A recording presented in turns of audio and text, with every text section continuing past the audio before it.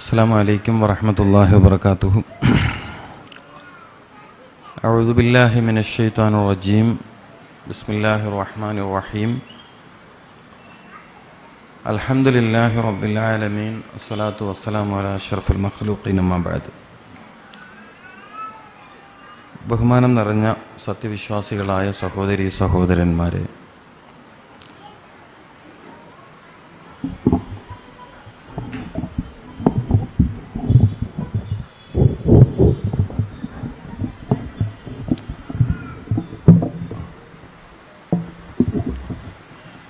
അള്ളാഹുവിൻ്റെ അപാരമായ അനുഗ്രഹത്താൽ നിങ്ങളുടെ നാട്ടിൽ വരാനും ഈ പരിപാടിയിൽ പങ്കെടുക്കാനും അവസരമുണ്ടായി. വലിയ സന്തോഷമുണ്ട്.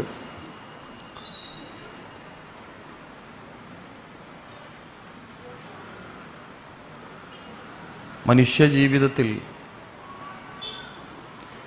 ഇന്നിപ്പോൾ വളരെ പ്രധാനപ്പെട്ട ഒരു വിഷയമായിട്ട് ആരോഗ്യം മാറിക്കഴിഞ്ഞിട്ടുണ്ട്. എല്ലാ ആളുകൾക്കും, ഒരു പരിധിവരെ മിക്ക ആളുകൾക്കും ആരോഗ്യം എന്ന നിഅമത്തിൻ്റെ അത് ഇല്ലാണ്ടായാൽ, അത് നഷ്ടപ്പെട്ടു പോയാലുള്ള പ്രയാസങ്ങൾ മനസ്സിലായിട്ടുണ്ട് എന്നാണ് ഞാൻ മനസ്സിലാക്കുന്നത്. ഇല്ലെങ്കിൽ നമ്മുടെ നഗരങ്ങളിൽ കാണുന്ന ഹോസ്പിറ്റലുകൾ, ഡോക്ടേഴ്സ് മുന്നോട്ട് പോവില്ല. രോഗം വരുന്നത് വരെ ശ്രദ്ധിക്കില്ലെങ്കിലും രോഗം വന്നു കഴിഞ്ഞാൽ ചികിത്സിക്കാൻ വേണ്ടി ശ്രദ്ധിക്കാറുണ്ട്. സാധാരണ പറയുന്ന വിഷയത്തിൽ നിന്ന് വിഭിന്നമായി ചില പുതിയ കാര്യങ്ങൾ ഞാൻ പറയാൻ ആഗ്രഹിക്കുന്നത്. ഒന്ന്,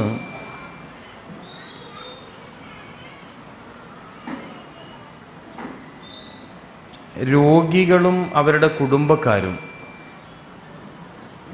അതായത് എന്തെങ്കിലും രോഗം പിടികൂടിയിട്ടുള്ള ആളുകളും അവരുടെ കുടുംബക്കാരും ശ്രദ്ധിക്കേണ്ടുന്ന ഒരുപാട് പ്രധാനപ്പെട്ട കാര്യങ്ങളുണ്ട്. മിക്കവാറും രോഗം പിടികൂടിയവർ മനസ്സിലാക്കിയത് ഒരു പ്രഗത്ഭനായ ഡോക്ടറെ കാണുകയും മരുന്ന് കഴിക്കുകയും ചെയ്താൽ എൻ്റെ ഉത്തരവാദിത്തം തീർന്നു എന്ന ധാരണ ഉണ്ട് എന്ന് ഞാൻ പറഞ്ഞാൽ നിങ്ങൾക്കത് തിരുത്താൻ പറ്റുമോ? അങ്ങനെ ഒരു അഭിപ്രായം ഞാൻ പറഞ്ഞാൽ, ഞാൻ അങ്ങനെ ഒരു അഭിപ്രായം പറയാണ്. പ്രമേഹ രോഗം, ഡയബറ്റിക് പേഷ്യൻ്റ്, അല്ലെങ്കിൽ ഒരു കാർഡിയാക് പേഷ്യൻ്റ്, ഹൃദ്രോഗം വന്ന ഒരു രോഗി, അല്ലെങ്കിൽ ഒരു കിഡ്നി ഫെയിലിയർ, കിഡ്നി രോഗം പിടികൂടിയ ഒരാൾ, അയാൾ മനസ്സിലാക്കിയിരിക്കുന്ന ഒരു കാര്യം, അല്ലെങ്കിൽ നമ്മളിലെ ഒരു രോഗിയുടെ ധാരണ, രോഗം പിടികൂടിയാൽ ഡോക്ടറെ കാണുകയും മരുന്ന് കഴിക്കുകയും ചെയ്യൽ മാത്രമേ എൻ്റെ ഉത്തരവാദിത്തമുള്ളൂ. ഞാൻ പറഞ്ഞത് ശരിയല്ലേ? അതിനപ്പുറം വല്ലതും രോഗികൾ ചെയ്യാറുണ്ടോ? ഇവരൊന്നും പറയുന്നില്ല.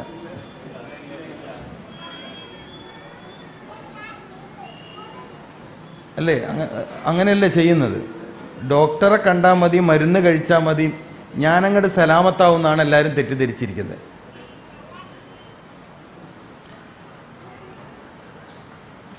അതിനപ്പുറം ഒന്നും ചെയ്യാറില്ല. ആ ചെയ്യാത്തതുകൊണ്ട് ഡോക്ടർമാരുടെ കുടുംബം വളരെ റാഹത്തായി മുന്നോട്ട് പോകുന്നുണ്ട്. രോഗികളുടെ കുടുംബം കുറച്ച് പ്രയാസത്തിലാണ്. ശ്രദ്ധിക്കാൻ വല്ല കാര്യവും ഉണ്ടെന്ന് പറഞ്ഞാൽ പിന്നെ ആ ഡോക്ടറെ അടുത്ത് പോവുകയും ചെയ്യില്ല. എങ്ങനെ? രോഗം മാറുന്നതിന്, രോഗം ശിഫയാവുന്നതിന്, രോഗം ക്യൂർ ആവുന്നതിന് എന്തെങ്കിലുമൊക്കെ മാർഗനിർദ്ദേശങ്ങൾ മുന്നോട്ട് വെക്കുന്ന ഡോക്ടറെ അടുത്ത് പോവില്ല. ഞങ്ങളുടെ കണ്ണൂർ പറയും അതിന് പഥ്യം നിൽക്കുക എന്നാണ്. എന്തെങ്കിലുമൊക്കെ പഥ്യം നിൽക്കുക. ഇത് പഥ്യമൊന്നും നിൽക്കണ്ട, എത്ര വേണമെങ്കിലും കഴിച്ചോളി, മരുന്ന് കഴിച്ചാൽ മതി എന്ന് പറയുന്ന ഡോക്ടറോടാണ് നമുക്ക് പിരിശം കൂടുക. കാരണം എന്താ? പഥ്യമില്ല. അപ്പം എൻ്റെ കാര്യങ്ങളൊക്കെ മുറതെറ്റാണ്ട് നടക്കുകയും ചെയ്യും. ആണോ? അല്ലേ? നിങ്ങൾ ആ നിലപാട് തന്നെ പോയിക്കോളി. കാരണം ആശുപത്രി ഇവിടെ നിൽക്കണമല്ലോ, ആശുപത്രികൾ ഇവിടെ നിലനിൽക്കണം. ഞാനിന്ന് വൈകുന്നേരത്തെ സദസ്സിലും പറഞ്ഞൊരു സംഭവമുണ്ട്. ഒരു നിരന്തരം യാത്ര ചെയ്ത് ലോകാനുഭവങ്ങൾ, വ്യത്യസ്തങ്ങളായ രാജ്യങ്ങളിലൂടെ യാത്ര ചെയ്ത് മനുഷ്യജീവിതത്തിൻ്റെ ഒരുപാട് രസകരമായ അനുഭവങ്ങൾ പങ്കുവെക്കുന്ന ഒരു സഹോദരൻ, അദ്ദേഹത്തിൻ്റെ ഒരു വീഡിയോ ഇന്നലെ യാത്രക്കിടയിൽ ഞാൻ കണ്ടു. രോഗികളില്ലാത്ത നാട് എവിടെയെങ്കിലും നിങ്ങൾ കണ്ടിട്ടുണ്ടോ എന്നൊരു ചോദ്യം അയാൾ ചോദിക്കപ്പെട്ടു. അയാളോട് ചോദിച്ചു, രോഗികളില്ലാത്ത ഏതെങ്കിലും നാടുണ്ടോ എന്ന്. അപ്പം അയാൾ പറഞ്ഞ മറുപടി, അങ്ങനെ ഒരു നാടുണ്ട്, അത് ആഫ്രിക്കയിലാണ്. അപ്പം ചോദിച്ചു, എന്താ കാരണം? അവിടെ ഹോസ്പിറ്റലും ഇല്ല, ഡോക്ടറും ഇല്ല, അതുകൊണ്ടാണ്. നിങ്ങൾക്ക് മനസ്സിലായിട്ടില്ല. അവിടെ എന്തില്ല? ഹോസ്പിറ്റലും ഇല്ല, ഡോക്ടറും ഇല്ല, അതുകൊണ്ട് എന്തില്ല? രോഗികളില്ല. ഒരു പക്ഷേ നമുക്കിതൊരു രസകരമായ കാര്യമായി തോന്നിയേക്കും. നമ്മൾ ജീവിതത്തിൽ കച്ചവടത്തെ ഗൗരവത്തോടെ കാണുന്നവരാണ്. ശ്രദ്ധിക്കണേ, ജീവിതത്തിൽ കച്ചവടത്തെ, ബിസിനസ് വളരെ സീരിയസ് ആയി കാണുന്നവരാണ് നമ്മൾ. സ്പോർട്സിനെ സീരിയസ് ആയി കാണുന്നവരാണ്. പൊളിറ്റിക്സ് വളരെ സീരിയസ് ആയി കാണുന്നവരാണ്. പലതും വളരെ ഗൗരവത്തോടെ സമീപിക്കുന്നവരാണ് നമ്മൾ അധിക ആളുകളെങ്കിലും ജീവിതത്തെ വളരെ സീരിയസ് ആയി കാണുന്ന ആളുകൾ കാണാൻ ഒക്കില്ല നമുക്ക്. ജീവിതം ജീവൻ പോലത്തെ കാര്യങ്ങളെ സീരിയസ് ആയി ഗൗരവത്തോടെ കാണുന്ന ആളുകളെ നമുക്ക് കാണാൻ കഴിയില്ല. മിക്ക കാര്യങ്ങളിലും അവർ വളരെ ഗൗരവ സമീപനം സ്വീകരിക്കുന്ന ആളായിരിക്കും, ഗൗരവമായ സമീപനം സ്വീകരിക്കുന്ന ആളായിരിക്കും അയാൾ. പക്ഷേ അയാളുടെ ജീവൻ സംരക്ഷിക്കുന്ന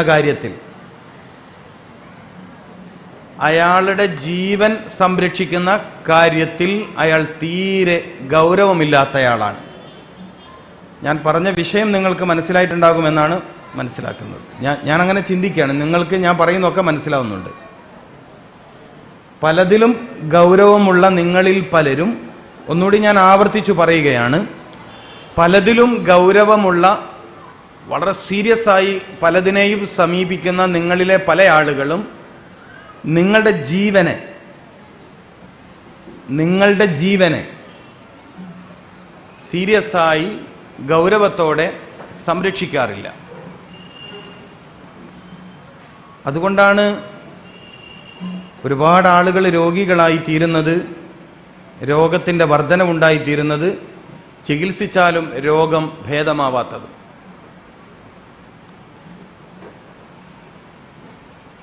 ഞാൻ പറയാൻ ആഗ്രഹിക്കുന്ന ചില വിഷയങ്ങളിൽ ഒന്ന്, 1.5 മണിക്കൂർ പ്രസംഗിക്കണമെന്നാണ്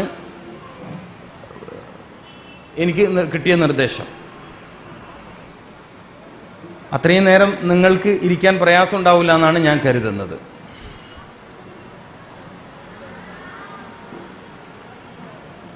നമ്മൾ മുസ്ലിമീങ്ങളാണ്. ജീവിതത്തിൻ്റെ വിഷയത്തിൽ ഏറ്റവും മാതൃകാപരമായി ജീവിക്കേണ്ടവരാണ് നമ്മൾ. അള്ളാഹു നമുക്കതിന് തൗഫീക്ക് നൽകട്ടെ. പല കാരണങ്ങളാൽ, പല സാഹചര്യങ്ങളുടെ സമ്മർദ്ദങ്ങളാൽ നമ്മളിൽ നിന്ന് ഇസ്ലാമിൻ്റെ ഏറ്റവും തനതായ പല കാര്യങ്ങളും നഷ്ടപ്പെട്ടു പോയിട്ടുണ്ട്. ഇസ്ലാം വളരെ ഗൗരവത്തോടെ കാണുന്ന ഒരു കാര്യമാണ് മനുഷ്യൻ്റെ ആരോഗ്യം. വളരെ ഗൗരവത്തോടെ കാണുന്ന മതമാണ് ഇസ്ലാം. ആരോഗ്യം എന്നത്, സിഹത്ത് എന്നത്. ഈമാൻ കഴിഞ്ഞാൽ അതിൻ്റെ ഒരു തെളിവ് ഞാൻ പറയാണ്. മനുഷ്യനായി ജനിച്ച ഒരാളെ സംബന്ധിച്ചിടത്തോളം ഈമാൻ എന്ന നിഅമത്ത് അള്ളാഹുവിൽ നിന്ന് കിട്ടിക്കഴിഞ്ഞാൽ, അന്നമ അലൈനാ ബിൽ ഈമാൻ എന്ന് പറയാറുണ്ടല്ലോ, അന്നമ അലൈനാ ബിൽ ഈമാൻ എന്ന് നമ്മൾ പറയാറുണ്ട്. ഈമാൻ എന്ന നിഅമത്ത് അള്ളാഹുവിൽ നിന്ന് ഒരാൾക്ക് ലഭിച്ചു കഴിഞ്ഞാൽ പിന്നെ അള്ളാഹിൻ്റെ അടുത്ത് നിന്ന് ഒരാൾക്ക് കിട്ടുന്ന ഏറ്റവും വലിയ നിഅമത്ത് അസ്സിഹത്തു എന്ന് മുഹമ്മദ് റസൂൽ സല്ലല്ലാഹു അലൈഹി വസല്ലം, ആരോഗ്യമാണ്. അള്ളാഹു നമ്മളിലെ രോഗികൾക്ക് ശിഫയും ആഫിയത്തും പ്രദാനം ചെയ്യട്ടെ. കാരണം ഞാൻ നിരന്തരം ജീവിതത്തിൽ കണ്ടുമുട്ടുന്നത് വളരെ പ്രയാസകരമായ രോഗങ്ങളുടെ ബുദ്ധിമുട്ടുകൾ അനുഭവിക്കുന്നവരെയാണ്. യാത്രകളോ പ്രസംഗങ്ങളോ ഇല്ലെങ്കിൽ മിക്കവാറും ദിവസത്തിൻ്റെ നല്ലൊരു സമയവും എനിക്ക് ചെലവഴിക്കേണ്ടി വരുന്നത് വളരെ മാരകമായ രോഗങ്ങൾ പിടികൂടിയ ആളുകളോടൊപ്പമാണ്, അതിൻ്റെ പ്രയാസം അനുഭവിക്കുന്ന ആളുകളോടൊപ്പമാണ്. അതിൻ്റെ ദുരിതം, ക്യാൻസറിൻ്റെ മാരകമായ വേദന.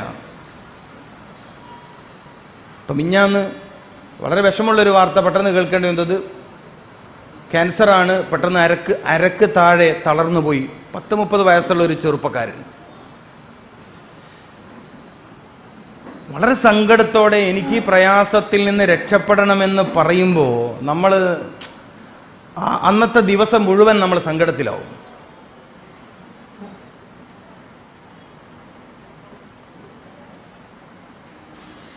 എത്ര ആളുകളാണെന്നറിയുമോ വലിയ രോഗങ്ങൾ വന്ന് കിടപ്പിലായിട്ട്. മാത്രമല്ല അവരെ പരിചരിക്കുന്ന കുടുംബത്തിൻ്റെ അവസ്ഥ നിങ്ങളൊന്ന് ആലോചിച്ച് നോക്കണം. ഇന്ന് ഞാൻ 37 വയസ്സുള്ള ഒരു ചെറുപ്പക്കാരനെ കണ്ടുമുട്ടി. ആ ചെറുപ്പക്കാരന് രോഗമാണ്. പക്ഷെ എന്നെ സങ്കടപ്പെടുത്തിയത് 10-60 വയസ്സുള്ള ആ മകൻ്റെ ഉമ്മയാണ്. അവർക്ക് ജീവിതത്തിൽ 37 വർഷമായിട്ട് ജീവിതത്തിൽ സന്തോഷം എന്താണെന്ന് അറിയില്ല. 37 വർഷമായി രോഗമായ മകനെ പരിചരിക്കുന്നതിനും അപ്പുറം അവർക്ക് ജീവിതമില്ല. ആ വീട്ടിൽ ഒരു ഉമ്മയും മകനും മാത്രമാണ്. അള്ളാഹു സലാമത്ത് കൊടുക്കട്ടെ, അള്ളാഹു ഷിഫയും ആഫിയത്തും കൊടുക്കട്ടെ. ഇത്രയും മുഅ്മിനീങ്ങളുടെ ആമീൻ അള്ളാഹു പരിഗണിച്ചുകൊണ്ട് ആ ചെറുപ്പക്കാരൻ്റെ അസുഖം അള്ളാഹു ഷിഫയായി കൊടുക്കട്ടെ. നമ്മൾ മനസ്സിലാക്കണം, രോഗം എന്നത് രോഗിയെ മാത്രമല്ല ഒരു കുടുംബത്തെ മുഴുവൻ പ്രയാസത്തിലാക്കും. ആക്കൂലേ? ഒരു കുടുംബത്തിൻ്റെ സാമ്പത്തിക ഭദ്രത തകർക്കൂലേ രോഗം? ഒരു കുടുംബത്തിൻ്റെ പനിയെക്കുറിച്ചല്ല ഞാൻ പറയണത്. ഒരു കുടുംബത്തിൻ്റെ സാമ്പത്തിക ഭദ്രത തകർത്ത് കളയും രോഗം. പുതിയ സമൂഹത്തിലെ യുവാക്കൾ, യുവതികൾ, ഒരു 30 വയസ്സിന് താഴെയുള്ളവർ അല്ലെങ്കിൽ 40 വയസ്സിന് താഴെയുള്ളവരുടെ മിക്ക ആളുകളുടെയും ജീവിതം മാരക രോഗങ്ങൾ വില കൊടുത്ത് വാങ്ങുന്നതാണ്. പൈസ കൊടുത്ത് രോഗം വിലക്ക് വാങ്ങുന്ന ആളുകളാണ് ഈ സദസ്സിലിരിക്കുന്ന വലിയൊരു വിഭാഗവും എന്ന് ഞാൻ പറഞ്ഞാൽ നിങ്ങൾക്ക് എതിർക്കാനൊന്നും കഴിയില്ല. അത് എന്നോടുള്ള ബഹുമാനം കൊണ്ടൊന്നല്ല, നിങ്ങളതാണെന്ന് ഞാൻ തെളിയിച്ചു തരും. പൈസ കൊടുത്ത് രോഗം വാങ്ങുന്നവർ എന്ന് ഞാൻ ആ പ്രയോഗം ശരിയല്ലാന്ന് തോന്നുന്നുണ്ടോ? വില കൊടുത്ത് രോഗം വാങ്ങുന്നവർ എന്ന എൻ്റെ പ്രയോഗം ശരിയല്ലെന്ന് തോന്നുന്നുണ്ടോ? ക്യാഷ് കൊടുത്തിട്ട് സൂക്കേട് വാങ്ങുക, ക്യാഷ് കൊടുത്ത് സൂക്കേട് വാങ്ങുക.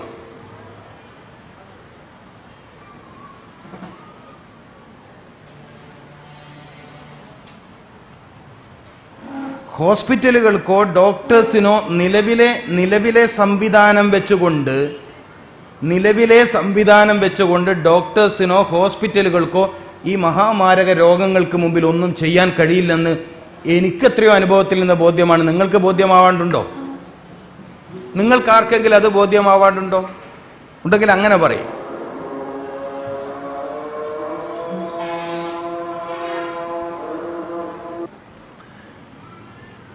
നിലവിലെ ഹോസ്പിറ്റൽ സംവിധാനം, ഡോക്ടേഴ്സൊക്കെ നല്ല സേവനങ്ങൾ ചെയ്യുന്നവരാണ്, വലിയ കഠിനാധ്വാനം ചെയ്യുന്നവരാണ്. ഓരോരുത്തരും അവർക്ക് കഴിയുന്ന രൂപത്തിൽ വലിയ സേവനങ്ങൾ മനുഷ്യ സമൂഹത്തിന് ചെയ്യുന്നവരാണ്. പക്ഷേ എൻ്റെ ചോദ്യം ഇതാണ്, നമ്മുടെ ഈ സമൂഹത്തോടുള്ള ചോദ്യം ഇതാണ്: ഈ സംവിധാനങ്ങൾക്ക് മാരക രോഗങ്ങളെ തടഞ്ഞു നിർത്താൻ കഴിഞ്ഞിട്ടില്ല.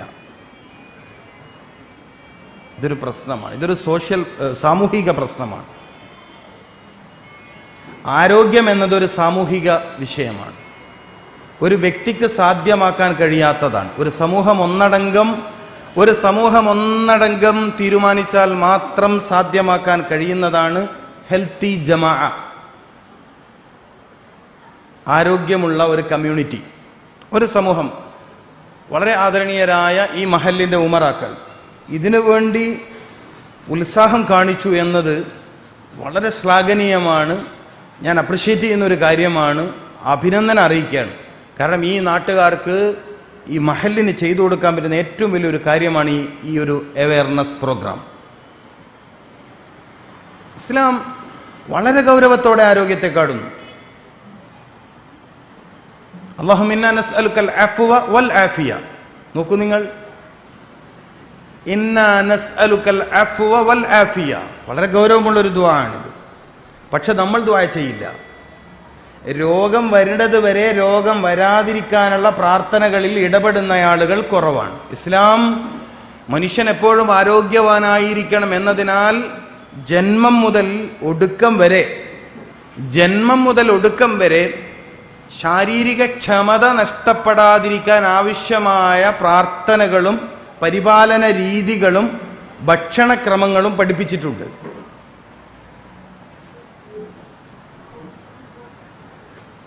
അപ്പൊ രോഗം വരാതിരിക്കാൻ ഇസ്ലാമിലെ നിസ്കാരം യോഗക്ക് സമാനമാണ്, അതുകൊണ്ട് രോഗം വരില്ല എന്ന മണ്ടത്തരമൊന്നും വിളിച്ചു പറയേണ്ട ആവശ്യമൊന്നുമില്ല. രോഗം വരാതിരിക്കാൻ ഇസ്ലാം വളരെ സയന്റിഫിക്കായ, വളരെ ശാസ്ത്രീയമായ ചില കാര്യങ്ങൾ വേറെ പറഞ്ഞിട്ടുണ്ട്. നിസ്കാരം സൂക്കേട് മാറാനുള്ള വഴിയാക്കിയിട്ടൊന്നും ഉണ്ടാക്കിയതല്ല, അത് വേറെ ഏർപ്പാടാണ്. അങ്ങനൊക്കെ അബദ്ധങ്ങൾ വിളിച്ചു പറയുന്നവരുണ്ട്. ആരോഗ്യം, ഹെൽത്ത് സയൻസ് എന്ന കാര്യത്തിൽ ഇസ്ലാമിന് വേറെ തന്നെ നൂറുകണക്കിന് കാര്യങ്ങൾ പറയാനുണ്ട്. അത്തരം വിഷയങ്ങൾ ചർച്ച ചെയ്യുന്ന ആയത്തുകൾ ഖുർആനിലുണ്ട്, ഹദീസുകൾ ഖുർആനിലുണ്ട്, അനേകം ഗ്രന്ഥങ്ങളുണ്ട്. എല്ലാ നൂറ്റാണ്ടിലും, മനുഷ്യ ചരിത്രത്തിലെ എല്ലാ നൂറ്റാണ്ടിലും ഗ്രന്ഥരചന നിർവഹിക്കപ്പെട്ട ഒരേ ഒരു വൈദ്യശാസ്ത്രം ഇസ്ലാമിക വൈദ്യശാസ്ത്രമാണ്, തിബ്ബുൻ നബവിയാണ്. മുഹമ്മദ് റസൂൽ സല്ലല്ലാഹു അലൈഹി വസല്ലമ തങ്ങൾ പരിചയപ്പെടുത്തിയ ആരോഗ്യശാസ്ത്രമാണ്.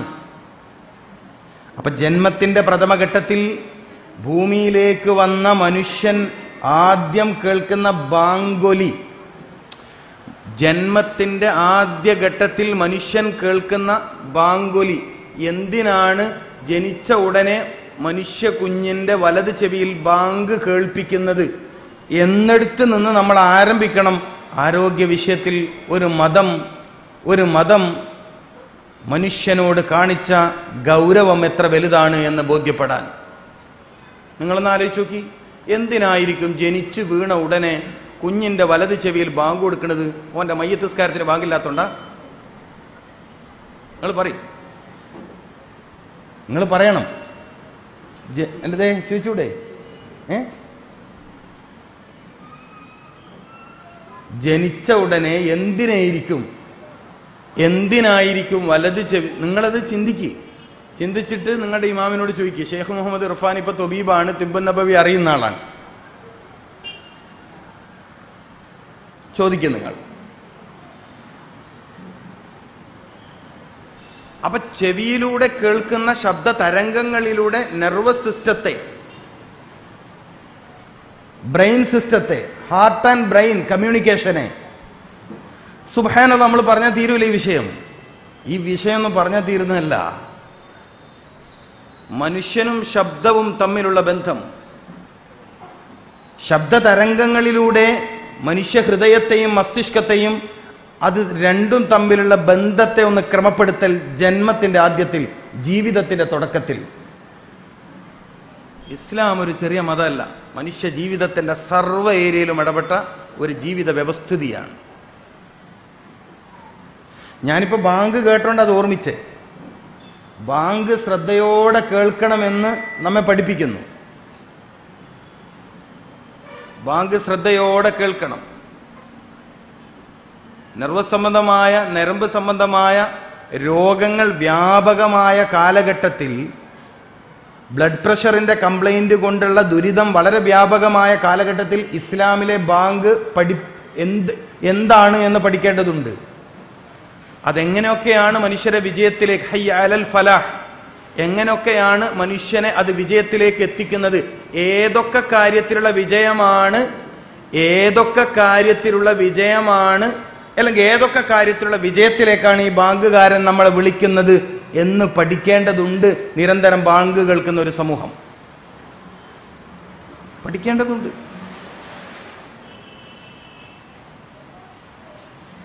മാരകമായ രോഗങ്ങൾക്ക് മുമ്പിൽ പകച്ചു നിൽക്കുന്ന ആരോഗ്യശാസ്ത്ര അധ്വാനികൾക്ക് മുമ്പിൽ ഇസ്ലാമിലെ ഒരുപാട് കാര്യങ്ങൾ ചർച്ചക്കെടുക്കുകയാണെങ്കിൽ നമ്മൾ അത്ഭുതപ്പെട്ടു. അപ്പൊ ഇസ്ലാമിൽ ആരോഗ്യം വളരെ ഗൗരവമുള്ള കാര്യമാണ്. ജന്മത്തിന്റെ തുടക്കം മുതൽ അവസാന ഒടുക്കം വരെ ഈ കാര്യത്തിൽ മതം, അള്ളാഹുവിന്റെ ദീൻ, സയ്യിദുനാ മുഹമ്മദുർ റസൂലുള്ളാഹി സ്വല്ലല്ലാഹു അലൈഹി വസല്ലമ തങ്ങളുടെ ദീൻ ഒരുപാട് കാര്യങ്ങൾ നമുക്ക് പഠിപ്പിച്ചു തരുന്നു. അതിമാരകമായ രോഗങ്ങൾ കൊണ്ട് ജനങ്ങൾ പ്രയാസത്തിലായ ഈ കാലഘട്ടത്തിൽ ഈ ഒരു ശാസ്ത്ര സത്യത്തെ, ഈ ഒരു ശാസ്ത്ര വഴിയെ സമൂഹത്തിൽ പരിചയപ്പെടുത്തുക എന്ന ദൗത്യമാണ് കുറച്ച് ഉലമാക്കൾ, ആ കൂട്ടത്തിൽ എന്നെ പോലെയുള്ള സാധാരണക്കാരും ചേർന്നുകൊണ്ട് ഇന്ന് നടത്തി വരുന്നത്. തിബ്ബുൻ നബവി ഓപ്പൺ യൂണിവേഴ്സിറ്റി എന്ന് പറഞ്ഞുകൊണ്ട് ഒരു യൂണിവേഴ്സിറ്റി തന്നെ ഇന്ത്യയിൽ സ്ഥാപിച്ചുകൊണ്ട് ഈ ആരോഗ്യ ശാസ്ത്രത്തെ പുതിയ കാലത്തെ രോഗപ്രതിസന്ധിക്ക് മുമ്പിൽ സമർപ്പിക്കുന്നതിൽ കർണാടകയിലും കേരളത്തിലുമുള്ള തമിഴ്നാട്ടിലുമുള്ള ഒരു കൂട്ടം ഉലമാക്കൾ വളരെ ശ്ലാഘനീയമായി ഈ നൂറ്റാണ്ടിലെ തന്നെ ഏറ്റവും വലിയ മനുഷ്യ സേവന പ്രവർത്തനത്തിന് ചുക്കാൻ പിടിക്കുന്നത് സയ്യിദുനാ മുഹമ്മദ് റസൂലുള്ളാഹി സല്ലല്ലാഹു അലൈഹി വസല്ലമ തങ്ങളുടെ ദർശനങ്ങൾക്ക് മാത്രമേ ഇനി രോഗികളില്ലാത്ത ഒരു സമൂഹത്തെ സൃഷ്ടിക്കാൻ കഴിയൂ. There is not incurable disease എന്ന് ചരിത്രത്തിൽ ആകെ പറഞ്ഞ ഒരേ ഒരു വൈദ്യശാസ്ത്ര പണ്ഡിതൻ സയ്യിദുനാ മുഹമ്മദ് റസൂലുള്ളാഹി സല്ലല്ലാഹു അലൈഹി വസല്ലമ തങ്ങളാണ്. മാ അൻസലല്ലാഹു ദാഅൻ ഇല്ലാ അൻസല ലഹു ശിഫാഅ ഔ കമാ ഖാൽ മുഹമ്മദ് റസൂലുള്ളാഹി. പല രോഗവും മരുന്നുണ്ട്, ചികിത്സയുണ്ട് എന്ന് പറയാമെന്നല്ലാതെ അത് പരിപൂർണമായി ശിഫയാകുമെന്ന് പറയാൻ ധൈര്യം കാണിച്ച ആളുകൾ വളരെ കുറവാണ്. രോഗം എത്ര മാരകമാണെങ്കിലും അത് ശിഫയാകുമെന്ന് പറയാൻ ധൈര്യം കാണിച്ച ആളുകൾ കുറവാണ്. 1400 വർഷങ്ങൾക്ക് മുമ്പ് 1400 വർഷങ്ങൾക്ക് മുമ്പ് മനുഷ്യ ജീവിതത്തിന്റെ വിജയ വഴികൾ, മനുഷ്യ ജീവിതത്തിന്റെ വഴികളല്ല, മനുഷ്യ ജീവിതത്തിന്റെ വിജയ വഴികൾ, അങ്ങനെ തന്നെ പറയണം. മനുഷ്യ ജീവിതത്തിന്റെ വഴികൾ എന്ന് പറഞ്ഞാൽ അത് കലാമ് താമാവൂല, പരിപൂർണാവൂല.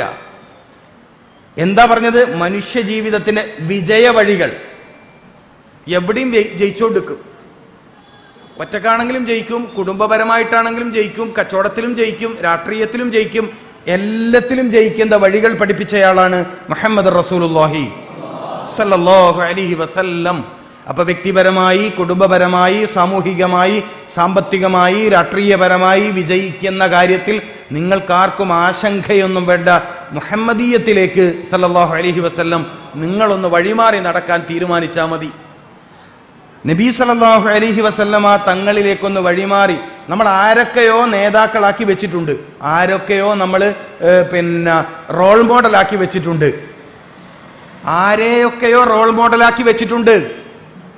അപ്പം ആശങ്കപ്പെടുന്ന വാർത്തകൾ ഭരണകർത്താക്കളിൽ നിന്ന് കേൾക്കേണ്ടി വരും. ആശങ്കപ്പെടുത്തുന്ന വാർത്തകൾ ഭരണകർത്താക്കളിൽ നിന്ന് കേൾക്കേണ്ടി വരുന്നത് നിങ്ങളുടെ റോൾ മോഡൽ മുഹമ്മദ് റസൂലുള്ളാഹി സല്ലല്ലാഹു അലൈഹി വസല്ലമ തങ്ങൾ ആവാത്തത് കൊണ്ടാണ്. മനസ്സിലായിട്ടുണ്ടോ നിങ്ങൾക്ക്? സദസ്സിന് മനസ്സിലായിട്ടുണ്ടോ ഞാൻ പറഞ്ഞത്? ആശങ്കപ്പെടുത്തുന്ന, മനസ്സിനെ വേവലാതിപ്പെടുത്തുന്ന, പൗരത്വം പോലത്തെ കാര്യങ്ങൾ ചോദ്യം ചെയ്യപ്പെടുന്ന വാർത്തകൾ നിങ്ങൾ വായിക്കേണ്ടി വരുന്നത് മുഹമ്മദീയത്തിൽ നിന്ന് നിങ്ങൾ വഴിമാറി നടന്നതുകൊണ്ടാണ്. ഒരു സമൂഹത്തിന്റെ സ്വീകാര്യത മുഹമ്മദീയത്തിലാണ് സല്ലല്ലാഹു അലൈഹി വസല്ലം. സ്വഹാബത്തിനെ ലോകം സ്വീകരിച്ചത് അവരിൽ മുഹമ്മദീയത്തുണ്ടായതുകൊണ്ടാണ് സല്ലല്ലാഹു അലൈഹി വസല്ലം. നിങ്ങളിൽ ഇപ്പൊ എന്താ ഇല്ലാണ്ടായത്? എന്താ ഇല്ലാണ്ടായത്? മുഹമ്മദീയത്ത്, ആകർഷണീയത, അട്രാക്ഷൻ. മുഹമ്മദീയത്ത് എന്നതിന് ഞാൻ കൊടുക്കുന്ന അർത്ഥം ആകർഷണീയത, അട്രാക്ഷൻ, സ്വീകാര്യത. അത് നഷ്ടപ്പെട്ടിട്ടുണ്ട് നിങ്ങൾക്ക്. അത് നഷ്ടപ്പെട്ടിട്ടുണ്ട് നിങ്ങൾക്ക്. പാർശ്വവൽക്കരിക്കപ്പെടും, എഴുതിത്തള്ളപ്പെടും. രേഖയിൽ ഉണ്ടാവില്ല എന്നാ ഞാൻ പറഞ്ഞതിന്റെ അർത്ഥം. രേഖയിൽ ഉണ്ടാവില്ല. മുസ്ലിം രാജ്യത്ത് തന്നെ മുസ്ലിമീങ്ങൾക്ക് ജീവിതം പ്രയാസമാണ്. നിങ്ങൾക്കറിയില്ല അത്? ഫലസ്തീനിൽ, ഇറാഖിൽ, ബഗ്ദാദിൽ, സിറിയയിൽ ഇതൊന്നും നിങ്ങൾക്കറിയില്ലേ? അവർക്ക് മുഹമ്മദീയത്ത് നഷ്ടപ്പെട്ടതിന്റെ പരിണിത ഫലം. പ്രതിരോധശേഷി നഷ്ടപ്പെട്ട ഒരു തടിയിൽ എന്തൊക്കെ രോഗം വരുന്ന? പ്രതിരോധശേഷി നഷ്ടപ്പെട്ട തടിയിൽ എന്തെല്ലാം രോഗം വരാം?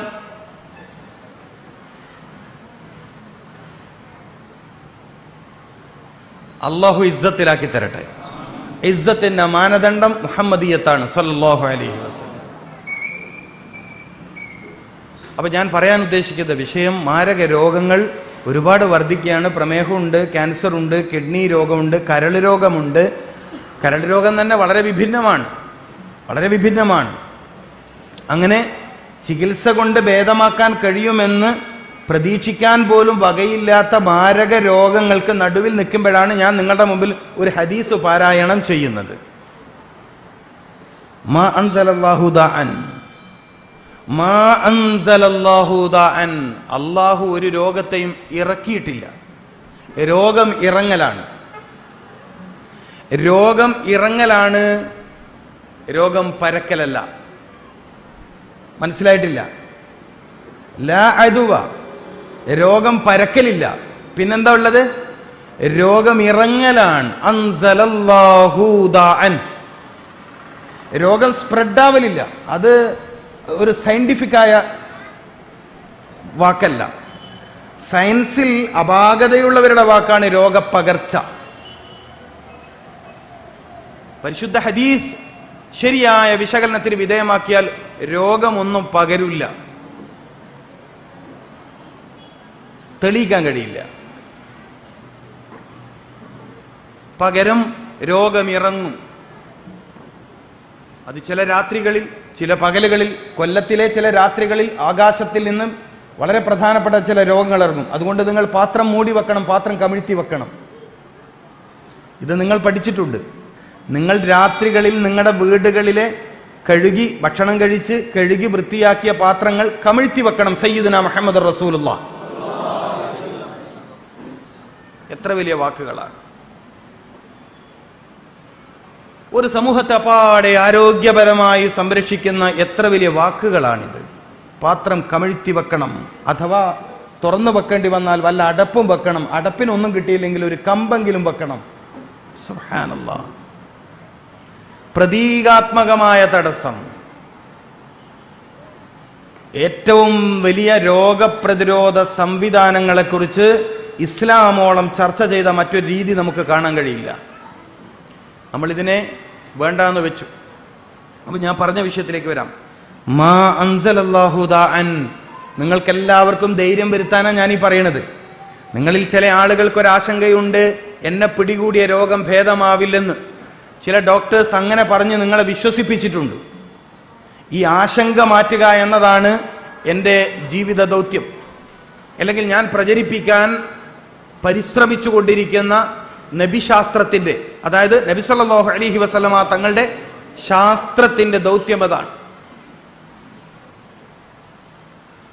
മാ അൻസലല്ലാഹു ദാഅൻ, അല്ലാഹു ഒരു രോഗത്തെയും മനുഷ്യനുമേൽ ഇറക്കിയിട്ടില്ല. ഇത് രോഗികൾ മനഃപ്പാടമാക്കേണ്ട ഹദീസാണ്. രോഗം കൊണ്ട് പ്രയാസത്തിലായ ആളുകൾ മനഃപ്പാടമാക്കേണ്ട ഹദീസാണ്. മാ അൻസലല്ലാഹു ദാഅൻ, അല്ലാഹു ഒരു രോഗത്തെയും മനുഷ്യനുമേൽ ഇറക്കിയിട്ടില്ല. ഇല്ലാ അൻസല ലഹു ശിഫാ, ലാ ഇലാഹ, ഒരു ഇലാഹു ഇല്ല, ഇല്ലല്ലാഹ്, അല്ലാഹ് അല്ലാതെ. കടുപ്പുള്ള വാക്കാണ്.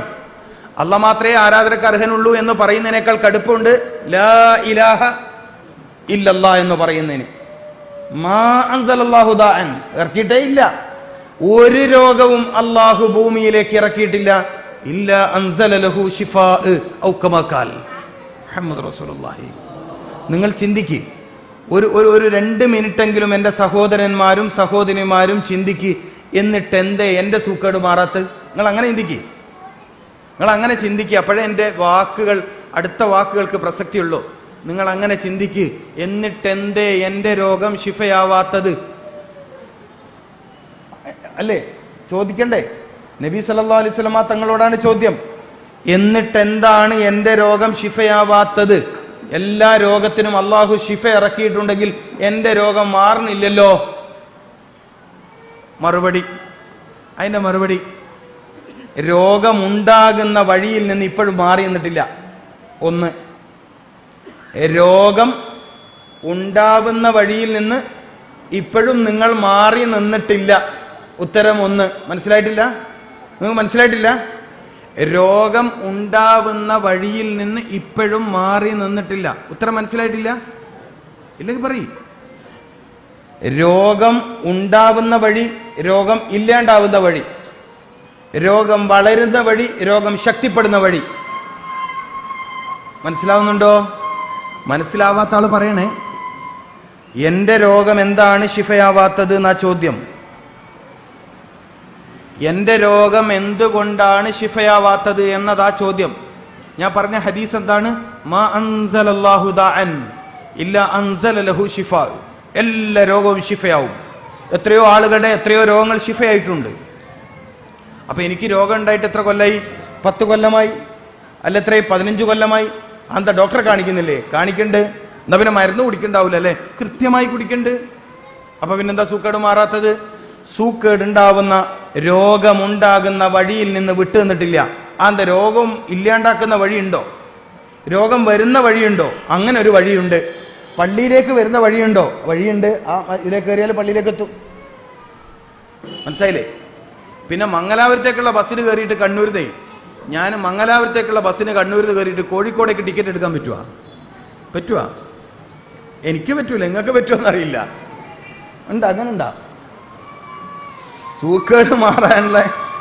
സൂക്കേട് മാറാനുള്ള ബസ് കയറിയിട്ട് സൂക്കേട് ഉണ്ടാക്കുന്ന ടിക്കറ്റ് എടുക്കുന്ന പരിപാടിയാണ് ഇപ്പൊ നിങ്ങൾ ചെയ്യുന്നത്. അത് പറയാനാ ഞാനിത് പറഞ്ഞത്. മനസ്സിലായില്ലേ? ആ കരയുന്ന കുഞ്ഞുങ്ങളുള്ള ഉമ്മമാർക്ക് അല്ലെ പുറത്തേക്ക് കുട്ടീനെ എടുത്ത് നടന്നൂടെ? അല്ലേ? അതിന് പ്രശ്നമുണ്ടാ? അതിന് പ്രശ്നമില്ല. കരയുന്ന കുട്ടികളുള്ള ഉമ്മമാർക്ക് കുഞ്ഞുങ്ങളെ എടുത്ത് പുറത്ത് പോകാവുന്നതാണ്. സദസ്സിനോടുള്ള ബഹുമാനക്കേടാവില്ല അത് എന്ന് പ്രത്യേകം ഉണർത്തുന്നു. പിന്നെ ആ കുഞ്ഞിന്റെ ഉമ്മാനെ കാണാനായിട്ട് കാര്യമൊന്നും പറയാൻ പറ്റൂല. അങ്ങനെയാണ് പിന്നെ ഞാൻ പറഞ്ഞ വെറുതെ ആവും അല്ലേ? ഒന്ന് പറഞ്ഞാലേ ആ കുട്ടീനെ എടുത്തിട്ട് പുറത്ത് പോയാലേ, ഞാൻ സാധാരണ പറയല്ലേ കുട്ടികളെ എടുത്തിട്ട് വോട്ട് ചെയ്യാനേ പോകാൻ പാടുള്ളൂ. ഇലക്ഷന് വോട്ട് ചെയ്യുമ്പോൾ കുട്ടികളെ എടുത്ത് പോയാൽ വേഗം ക്യൂ നിൽക്കാണ്ട് എന്താക്കുക വോട്ട് ചെയ്തിട്ട് വരാം. ഈ ക്ലാസ്സിന് വരുമ്പോൾ കുട്ടികളെ എടുത്ത് വന്നാൽ കുട്ടികൾക്ക് ക്ലാസ്സും രോഗവും സൂക്കേടും മരുന്നും ഡോക്ടറൊന്നും അവർക്കറിയില്ല. ഓർക്ക് കരയാൻ തോന്നിയാൽ കരയും, ചിരിക്കാൻ തോന്നിയാൽ ചിരിക്കും. അപ്പൊ അതൊന്ന് ശ്രദ്ധിക്കുന്നത് നല്ലതാണ്. ഇൻഷാ അല്ലാഹ്. ആ കുട്ടീൻ്റെ ഉമ്മ ഇല്ലാന്ന് തോന്നുന്നല്ലേ അവിടെ? അല്ല, എടുത്തിട്ട് അവർ പോകുന്നതാണ് നല്ലത്. കാരണം വെച്ചാൽ കുഞ്ഞുങ്ങൾ അങ്ങനെ കരച്ചിൽ നിർത്താൻ പറ്റൂല. കുട്ടികളിൽ വാശിയും തർക്ക സ്വഭാവവും വരുന്നത് ദീർഘമായി കരയാൻ വിടുന്നോണ്ടാണ്. മനസ്സിലാകുന്നുണ്ടോ? കുട്ടികൾക്ക് പലപ്പോഴും തർക്ക സ്വഭാവം, സമരമനസ്, ഫൈറ്റിംഗ് മെന്റാലിറ്റി, ക്ലേഷിംഗ് മെന്റാലിറ്റി, തർക്ക സ്വഭാവം, ഇത് വളരുന്നതിന്റെ പ്രധാന കാരണം അവരെ ദീർഘമായി കരയാൻ വിടുന്നോണ്ടാണ്. കരച്ചിൽ ചെറിയ പ്രശ്നമൊന്നുമല്ല. കുറച്ച് കരയണം. ദീർഘമായി കരയാൻ വിട്ടാൽ അവരിൽ ഒരുതരം വാശി ജനിക്കും.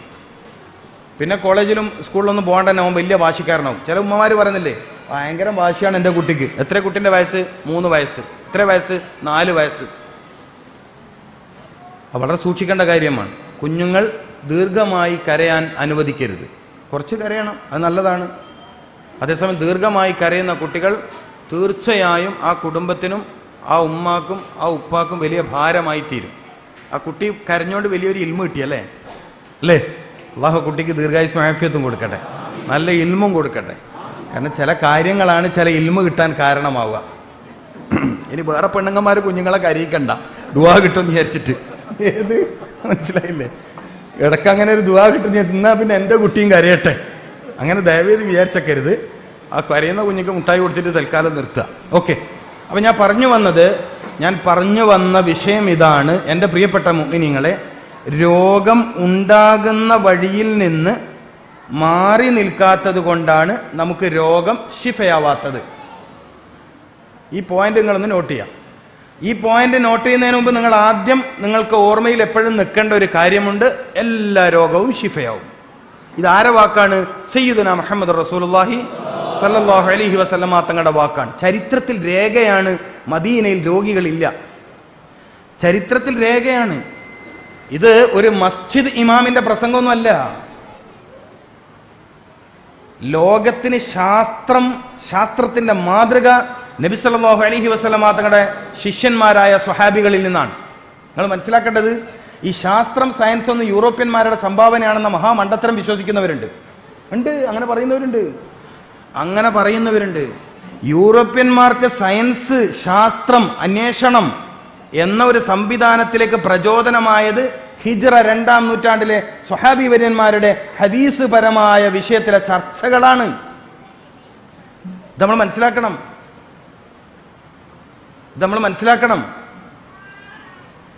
നമ്മൾ സയൻസ് എന്ന് കേൾക്കുമ്പോഴേക്കും പടിഞ്ഞാറോട്ടാ നോക്കുക.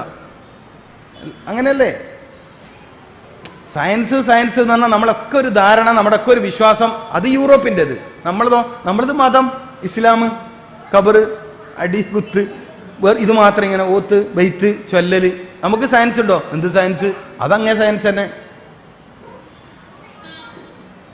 നബി സല്ലല്ലാഹു അലൈഹി വസല്ലമ തങ്ങൾ മനുഷ്യ ജീവിതത്തിന് വിജയകരമായ വഴി നൽകിയെടുത്ത് ഏറ്റവും ആരോഗ്യകരമായ സയൻസിനെ സമർപ്പിച്ചിട്ടുണ്ട്. ഇമാം സക്കരിയ റാസി റഹ്മത്തുള്ളാഹി തങ്ങൾ അങ്ങനെ ഉണ്ടായ സയന്റിസ്റ്റാണ്.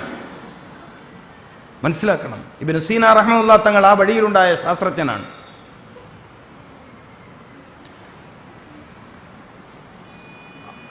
അപ്പൊ നമ്മൾ നമ്മുടെ വിഷയത്തിലേക്ക് വരികയാണ്. രോഗമുണ്ടാകുന്ന വഴികളിൽ നിന്ന് വിട്ടുനിൽക്കാത്തോണ്ടാണ് സൂക്കേട് നമ്മെ വിട്ടുപോവാത്തത്. അപ്പൊ ഇനി നമ്മൾ ചർച്ച ചെയ്യേണ്ടത് രോഗമുണ്ടാകുന്ന വഴികൾ എന്തൊക്കെയായിരിക്കും? അപ്പൊ അത് മനസ്സിലാവണ്ടേ? അത് മനസ്സിലാവാതെ പിന്നെ രോഗം ഉണ്ടാകുന്ന വഴിയിൽ നിന്ന് വിട്ടുനിൽക്കാൻ പറ്റൂലല്ലോ. അപ്പൊ വളരെ കുറച്ച് അത്തരം ചില ചർച്ചകൾ ഞാൻ പറയാം. രോഗം വരാതിരിക്കാൻ നമ്മൾ സ്വീകരിക്കുന്ന മാർഗത്തിന് പൊതുവെ പറയുന്ന ഒരു പേരാണ് പ്രതിരോധ മാർഗം, അല്ലേ? പ്രതിരോധ മാർഗം സ്വീകരിക്കണം. Prevention is better than cure. രോഗം വന്ന് ചികിത്സിക്കുന്നതിനേക്കാൾ നല്ലത് രോഗം വരാതെ നോക്കലാണ്. ഈ നോട്ടാണ് നമ്മൾ ആരും നോക്കാത്തത്. ഏത് നോട്ടം? രോഗം വന്ന് ചികിത്സിക്കുന്നതിനേക്കാൾ നല്ലത് രോഗം വരാതെ നമ്മൾ സൂക്ഷിക്കലാണ്. ഇവിടെയാണ് നമ്മൾ തോറ്റുപോയത്. രോഗം വന്നാൽ പോലും ഈ കാര്യം നമ്മൾ ചെയ്യില്ല.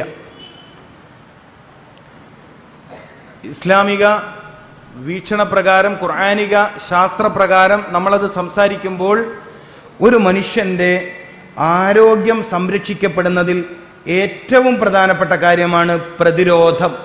പ്രതിരോധം എന്ന് പറയുമ്പോൾ പ്രതിരോധത്തിന്റെ പ്രാർത്ഥനയുണ്ട്, പ്രതിരോധത്തിന്റെ പ്രവർത്തനങ്ങളുണ്ട്. പ്രതിരോധത്തിനാവശ്യമായ പ്രാർത്ഥന ഉണ്ട്, അത് മാറ്റി നിർത്താൻ പറ്റൂല. പ്രതിരോധത്തിനാവശ്യമായ പ്രാർത്ഥന ഉണ്ട്, പ്രതിരോധത്തിനാവശ്യമായ പ്രവർത്തനങ്ങളുണ്ട്. ഞാൻ പറയുന്നത് മനസ്സിലാവുന്നുണ്ടോ? രോഗം നിങ്ങളുടെ ശരീരത്തിലേക്ക് വരാതിരിക്കാൻ ആവശ്യമായ പ്രതിരോധത്തിന്റെ പ്രാർത്ഥന. മനസ്സിലാവുന്നില്ല എന്ന് തോന്നുന്നു. ഇത് മനസ്സിലാവുന്നുണ്ടോ? രോഗം നിങ്ങളുടെ ശരീരത്തിൽ വരാതിരിക്കാൻ ആവശ്യമായ പ്രതിരോധത്തിന്റെ പ്രാർത്ഥന. പ്രാർത്ഥിച്ചിട്ട് രോഗത്തെ ഇല്ലാണ്ടാക്കൽന്ന്. അഊദു ബികലിമാത്തില്ലാഹി തമ്മാതി മിൻ ശർരി മാ ഖലഖ്. ഇതെന്താ പരിപാടി? സുബഹിന്റെ തുടക്കത്തിലും മഗ്രിബിന്റെ സമയത്തും 3 തവണ വീതം ഈ പ്രാർത്ഥന ചൊല്ലണമെന്ന് സയ്യിദുനാ മുഹമ്മദ് റസൂലുള്ളാഹി. എന്തിനു വേണ്ടിയാണ് പറഞ്ഞത്? നമ്മളെ ചോദ്യം അതാണ്. ഇങ്ങനെ ഒരു പ്രാർത്ഥന ചൊല്ലണമെന്ന് എന്തിനാണ് പറഞ്ഞത്? ഇപ്പൊ മഗ്രിബ് എടുക്കുക. ഇപ്പൊ രാത്രിയാണല്ലോ, നമുക്ക് മഗ്രിബ് എടുക്കാം. മഗ്രിബിന്റെ സമയത്ത് അഊദു ബികലിമാത്തില്ലാഹി തമ്മാതി എന്തിനാണ് ചൊല്ലാൻ പറഞ്ഞത്? അതിന്റെ ഒരു ഉത്തരമാണ് അല്ലാഹുമ്മ ഹഫ്ഫദ്നാ ഫീ ളുലുമത്തിൽ ലൈൽ. ഒരു ഉത്തരം, അല്ലാഹുമ്മ ഹഫ്ഫദ്നാ ഫീ ളുലുമത്തിൽ ലൈൽ. രാത്രിയുടെ ഇരുട്ടിൽ എന്താ പ്രശ്നം വരാനുള്ളത്? നിങ്ങൾ ചിന്തിക്കുന്നുണ്ടോ? നിങ്ങൾ ചിന്തിക്കുന്നില്ലേ? ഇവിടെ ശ്രദ്ധിച്ചിട്ട് ചിന്തിക്കുന്നില്ലേ? ളുലുമത്തിൽ ലൈൽ, രാത്രിയുടെ ഇരുട്ടിൽ എന്ത് പ്രശ്നമാണ് മനുഷ്യന് വരാനുള്ളത്? പറയും. രാത്രിയുടെ ഇരുട്ടിൽ എന്തു പ്രശ്നമാണ് മനുഷ്യന് വരാനുള്ളത്? അല്ലാഹുമ്മ ഹഫ്ഫദ്നാ ഫീ ളുലുമത്തിൽ ലൈലി കമാ ഹഫ്ഫദ്തനാ ഫീ ലൗഇൻ നഹാർ. പകലിന്റെ വെളിച്ചത്തിലും എന്തോ പ്രശ്നം വരാനുണ്ട്. പകലിന്റെ വെളിച്ചത്തിലും എന്തോ പ്രശ്നമുണ്ടല്ലോ. പക്ഷെ നീ കാത്തിട്ടുണ്ട്. കമാ ഹഫ്ഫദ്തനാ ഫീ ലൗഇൻ നഹാർ. നീ കാത്തിട്ടുണ്ട്. നീ പകലിന്റെ വെളിച്ചത്തിൽ വരാൻ സാധ്യതയുള്ള രോഗത്തിൽ നിന്ന് എന്നെ കാത്തിട്ടുണ്ട്, പ്രയാസത്തിൽ നിന്ന് എന്നെ കാത്തിട്ടുണ്ട്. രാവിലെ 8 മണിക്ക് മുമ്പ് കൊള്ളുന്ന വെയില് ശരീരത്തിന് ഗുണമാണെങ്കിൽ 8 മണിക്ക് ശേഷം കൊള്ളുന്ന വെയില് അതിന്റെ കാഠിന്യം കൂടുന്നതിനനുസരിച്ച് രോഗമുണ്ടാക്കും. നിങ്ങൾക്ക് മനസ്സിലാവുന്നില്ലേ? ഉണ്ടോ? ഉച്ചക്ക് 12 മണിക്കത്തെ വെയിലും സൂര്യൻ്റെതാണ്, രാവിലെ 7 മണിക്കത്തെ വെയിലും സൂര്യൻ്റെതാണ്. ആണോ? അല്ലേ? പക്ഷേ 12 മണിക്കത്തെ വെയില് അങ്ങനെ അങ്ങോട്ട് നിന്നിട്ട് കൊള്ളല് രോഗമാണ്. എന്നാലോ ഒരു പകലിന്റെയും ഒരു രാത്രിയുടെയും ആരോഗ്യം ഓരോ ദിവസവും ഉണ്ടാക്കുന്നതിന്റെ ഭാഗമായിട്ട് രാവിലെ ഒരു 6 മണിക്ക് ശേഷം സൂര്യൻ ഉദിച്ചുയർന്ന ഉടനെ ഒരു 10 മിനിറ്റ് നേരം വെയിൽ കൊണ്ടില്ലെങ്കിലും നിങ്ങൾ രോഗിയാവും.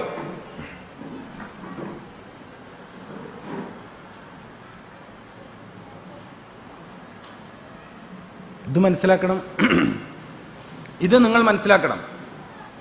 അല്ലാഹുമ്മ ഹ്ഫദ്നാ ഫീ ളുലുമത്തിൽ ലൈലി, രാത്രിയുടെ ഇരുട്ടിൽ സംഭവിക്കാൻ സാധ്യതയുള്ള രോഗങ്ങൾ ഒരുപാടുണ്ട്. കാരണം മനുഷ്യൻ ഉറക്കിലാകും. ചില പ്രത്യേക ജീവജാലങ്ങൾ സജീവമാകും. ഇരുട്ടിൽ മാത്രം സജീവമാകുന്ന ജീവജാലങ്ങളുണ്ട്. അത് കാണാൻ കഴിയില്ല, മൈക്രോസ്കോപ്പ് മൈനോറിറ്റിയിലാണ് അത് നിൽക്കുന്നത്. അത്രയും അതിസൂക്ഷ്മ നമ്മുടെ നേത്രപടലങ്ങൾക്ക്, നമ്മുടെ കണ്ണുകൾക്ക് കണ്ടെത്താൻ കഴിയാത്ത അത്രയും സൂക്ഷ്മ ജീവജാലങ്ങളുണ്ട്. ഉറക്കിൽ നമുക്കിതിനെ, പകലാണ് ഒരു കൊതുക് വരുന്നതെങ്കിൽ, ഒരു പ്രാണി വരുന്നെങ്കിൽ തട്ടിക്കളയാലോ. ഉറക്കിലാണെങ്കിലോ കഴിയില്ല. അപ്പൊ പ്രതിരോധത്തിന് പ്രാർത്ഥനയുണ്ട്. പക്ഷെ നമ്മളത് നിർവഹിക്കാറില്ല എന്ന് ഞാൻ പറഞ്ഞാൽ ഇനി നിങ്ങൾ എതിർക്കൂല. ഇപ്പം നിങ്ങൾ പറഞ്ഞ കറക്റ്റാണ്, ഞങ്ങൾ ഇതൊന്നും ചെയ്യാറൊന്നുമില്ല. ഞങ്ങളിങ്ങനെ വിറ്റാമിൻ ഗുളിക കഴിച്ചിട്ട് എങ്ങനെയെങ്കിലും അഡ്ജസ്റ്റ് ആക്കാതെ വിചാരിക്കുകയാണ്. വിറ്റാമിൻ ഗുളിക കഴിക്കുന്നുണ്ട് ഓൻ്റെ കുടുംബക്കാർ രക്ഷപ്പെട്ട, ആരെ മരുന്ന് കമ്പനിക്കാരുടെ കുടുംബക്കാർ നല്ല ലാവിഷായി ജീവിക്കുന്നുണ്ട്. പ്രതിരോധത്തിന് പ്രാർത്ഥന വേണം. എന്തിനാണ് എൻ്റെ പ്രിയപ്പെട്ട മോമിനിങ്ങളെ ആദം നബി അലൈഹിസ്സലാമിനെ കൊണ്ട് അള്ളാഹു ആദ്യം തന്നെ അൽഹംദുലില്ലാ പറയിപ്പിച്ചത് എന്ന് നിങ്ങൾ ചിന്തിച്ചിട്ടുണ്ടോ? നിങ്ങൾ ചിന്തിക്കുക. ആദം നബി അലൈഹിസ്സലാം ആദ്യമായി പറഞ്ഞ വാക്ക് അൽഹംദുലില്ലാ ആണോ അല്ലേ? അതിലും തർക്കമില്ല, ആണ്. എന്തിനാണത് പറഞ്ഞത്? ആദം നബി അലൈഹിസ്സലാമിന് അള്ളാഹു ശരീരം പടച്ചു, ജീവൻ നൽകി. ഇനി ജീവിക്കണം. ജീവിതത്തിന്റെ തുടക്കത്തിൽ തന്നെ ചില സംവിധാനങ്ങളെ ഉണർത്തുന്നതിന്റെ ഭാഗമായി തുമ്മലുണ്ടായി. ശരീരത്തിൽ ചില സംവിധാനങ്ങൾ ഉണർത്തുന്നതിന്റെ ഭാഗമായി തുമ്മലുണ്ടായി. തുമ്മിക്കഴിഞ്ഞ ഉടനെ അബുൽ ബഷർ ആദം അലൈഹിസ്സലാം അള്ളാഹു അൽഹംദുലില്ലാ പറയിപ്പിച്ചു.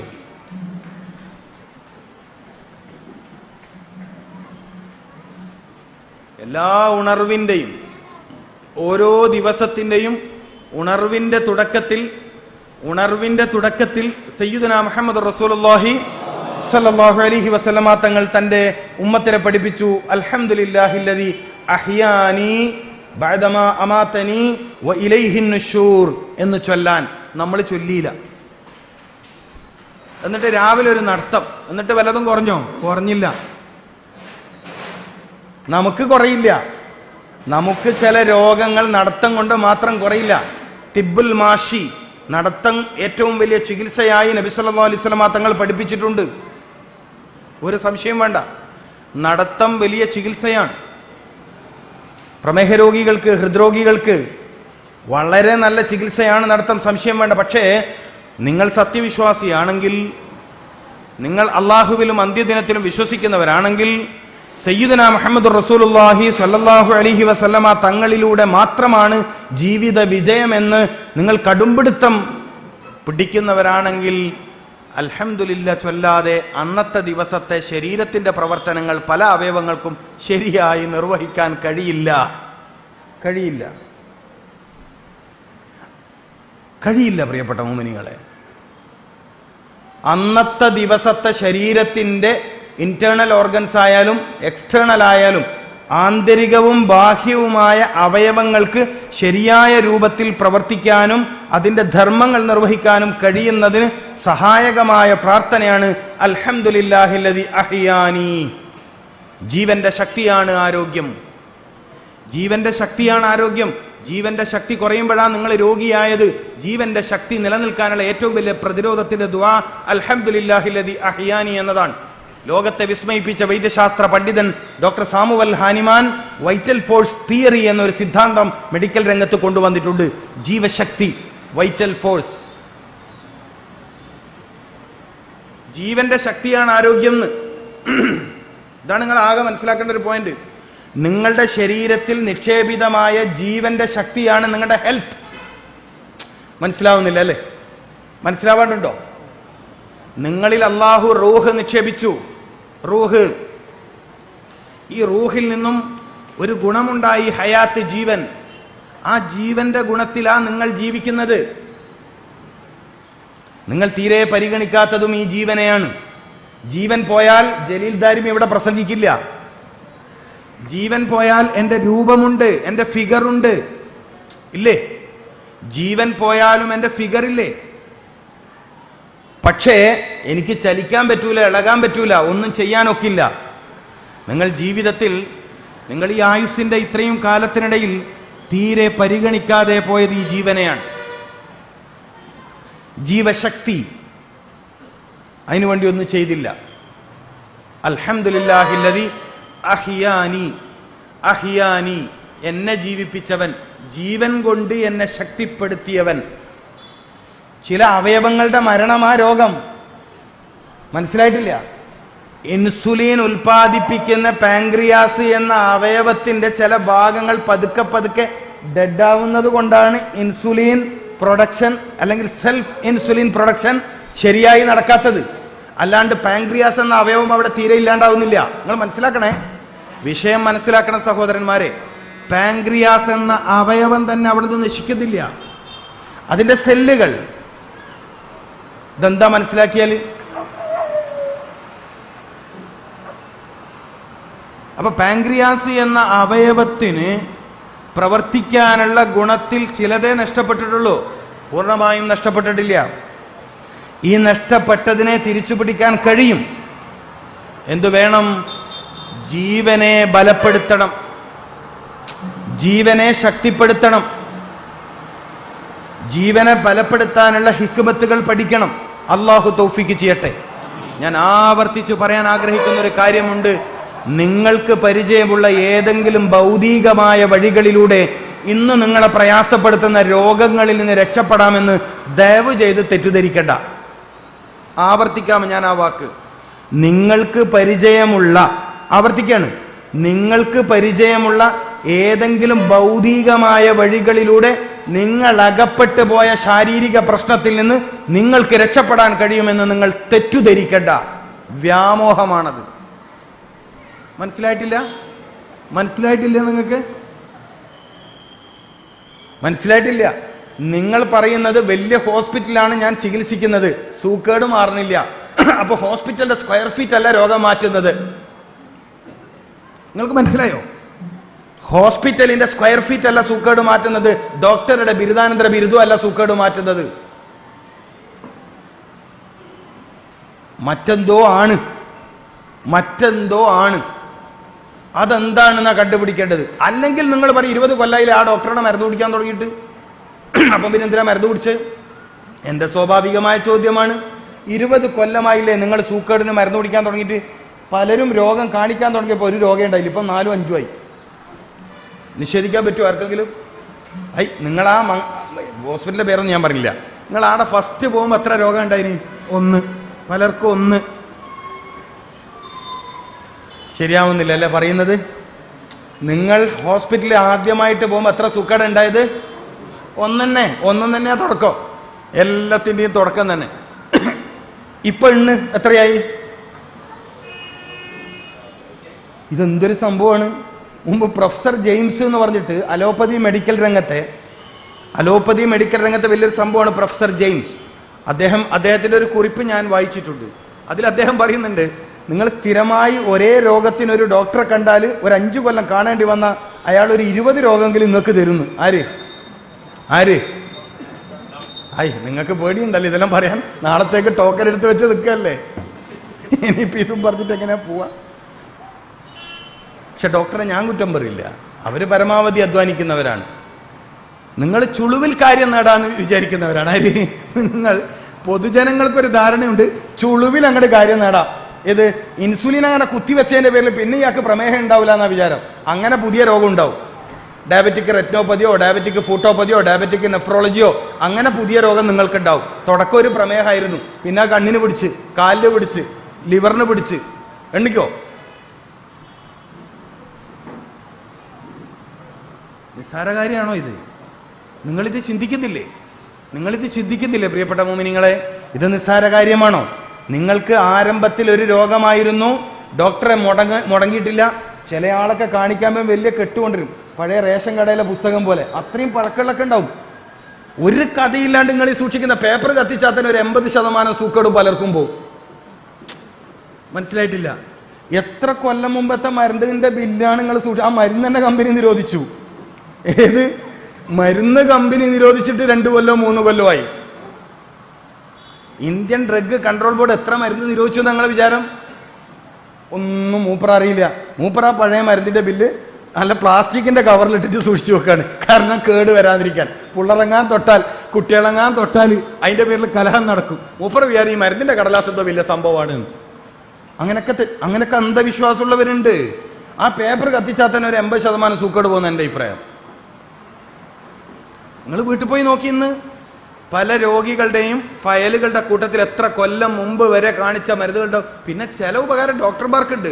ഇയാൾ എന്തെല്ലാം ഇടങ്ങേറ് പിടിച്ച സാധനം ഉള്ളിലേക്ക് എത്തിച്ചെന്നുള്ളത് പഠിക്കാൻ പറ്റും. കൊല്ലങ്ങളായിട്ട് എന്തൊക്കെ ഇടങ്ങേറ് പിടിച്ച മരുന്നാണ് ഉള്ളിലേക്ക് എത്തിച്ചത്, ഏതൊക്കെ അവയവാണ് അമ്പകയിൽ കരിഞ്ഞു പോയതെന്നൊക്കെ കണ്ടുപിടിക്കാൻ പറ്റും.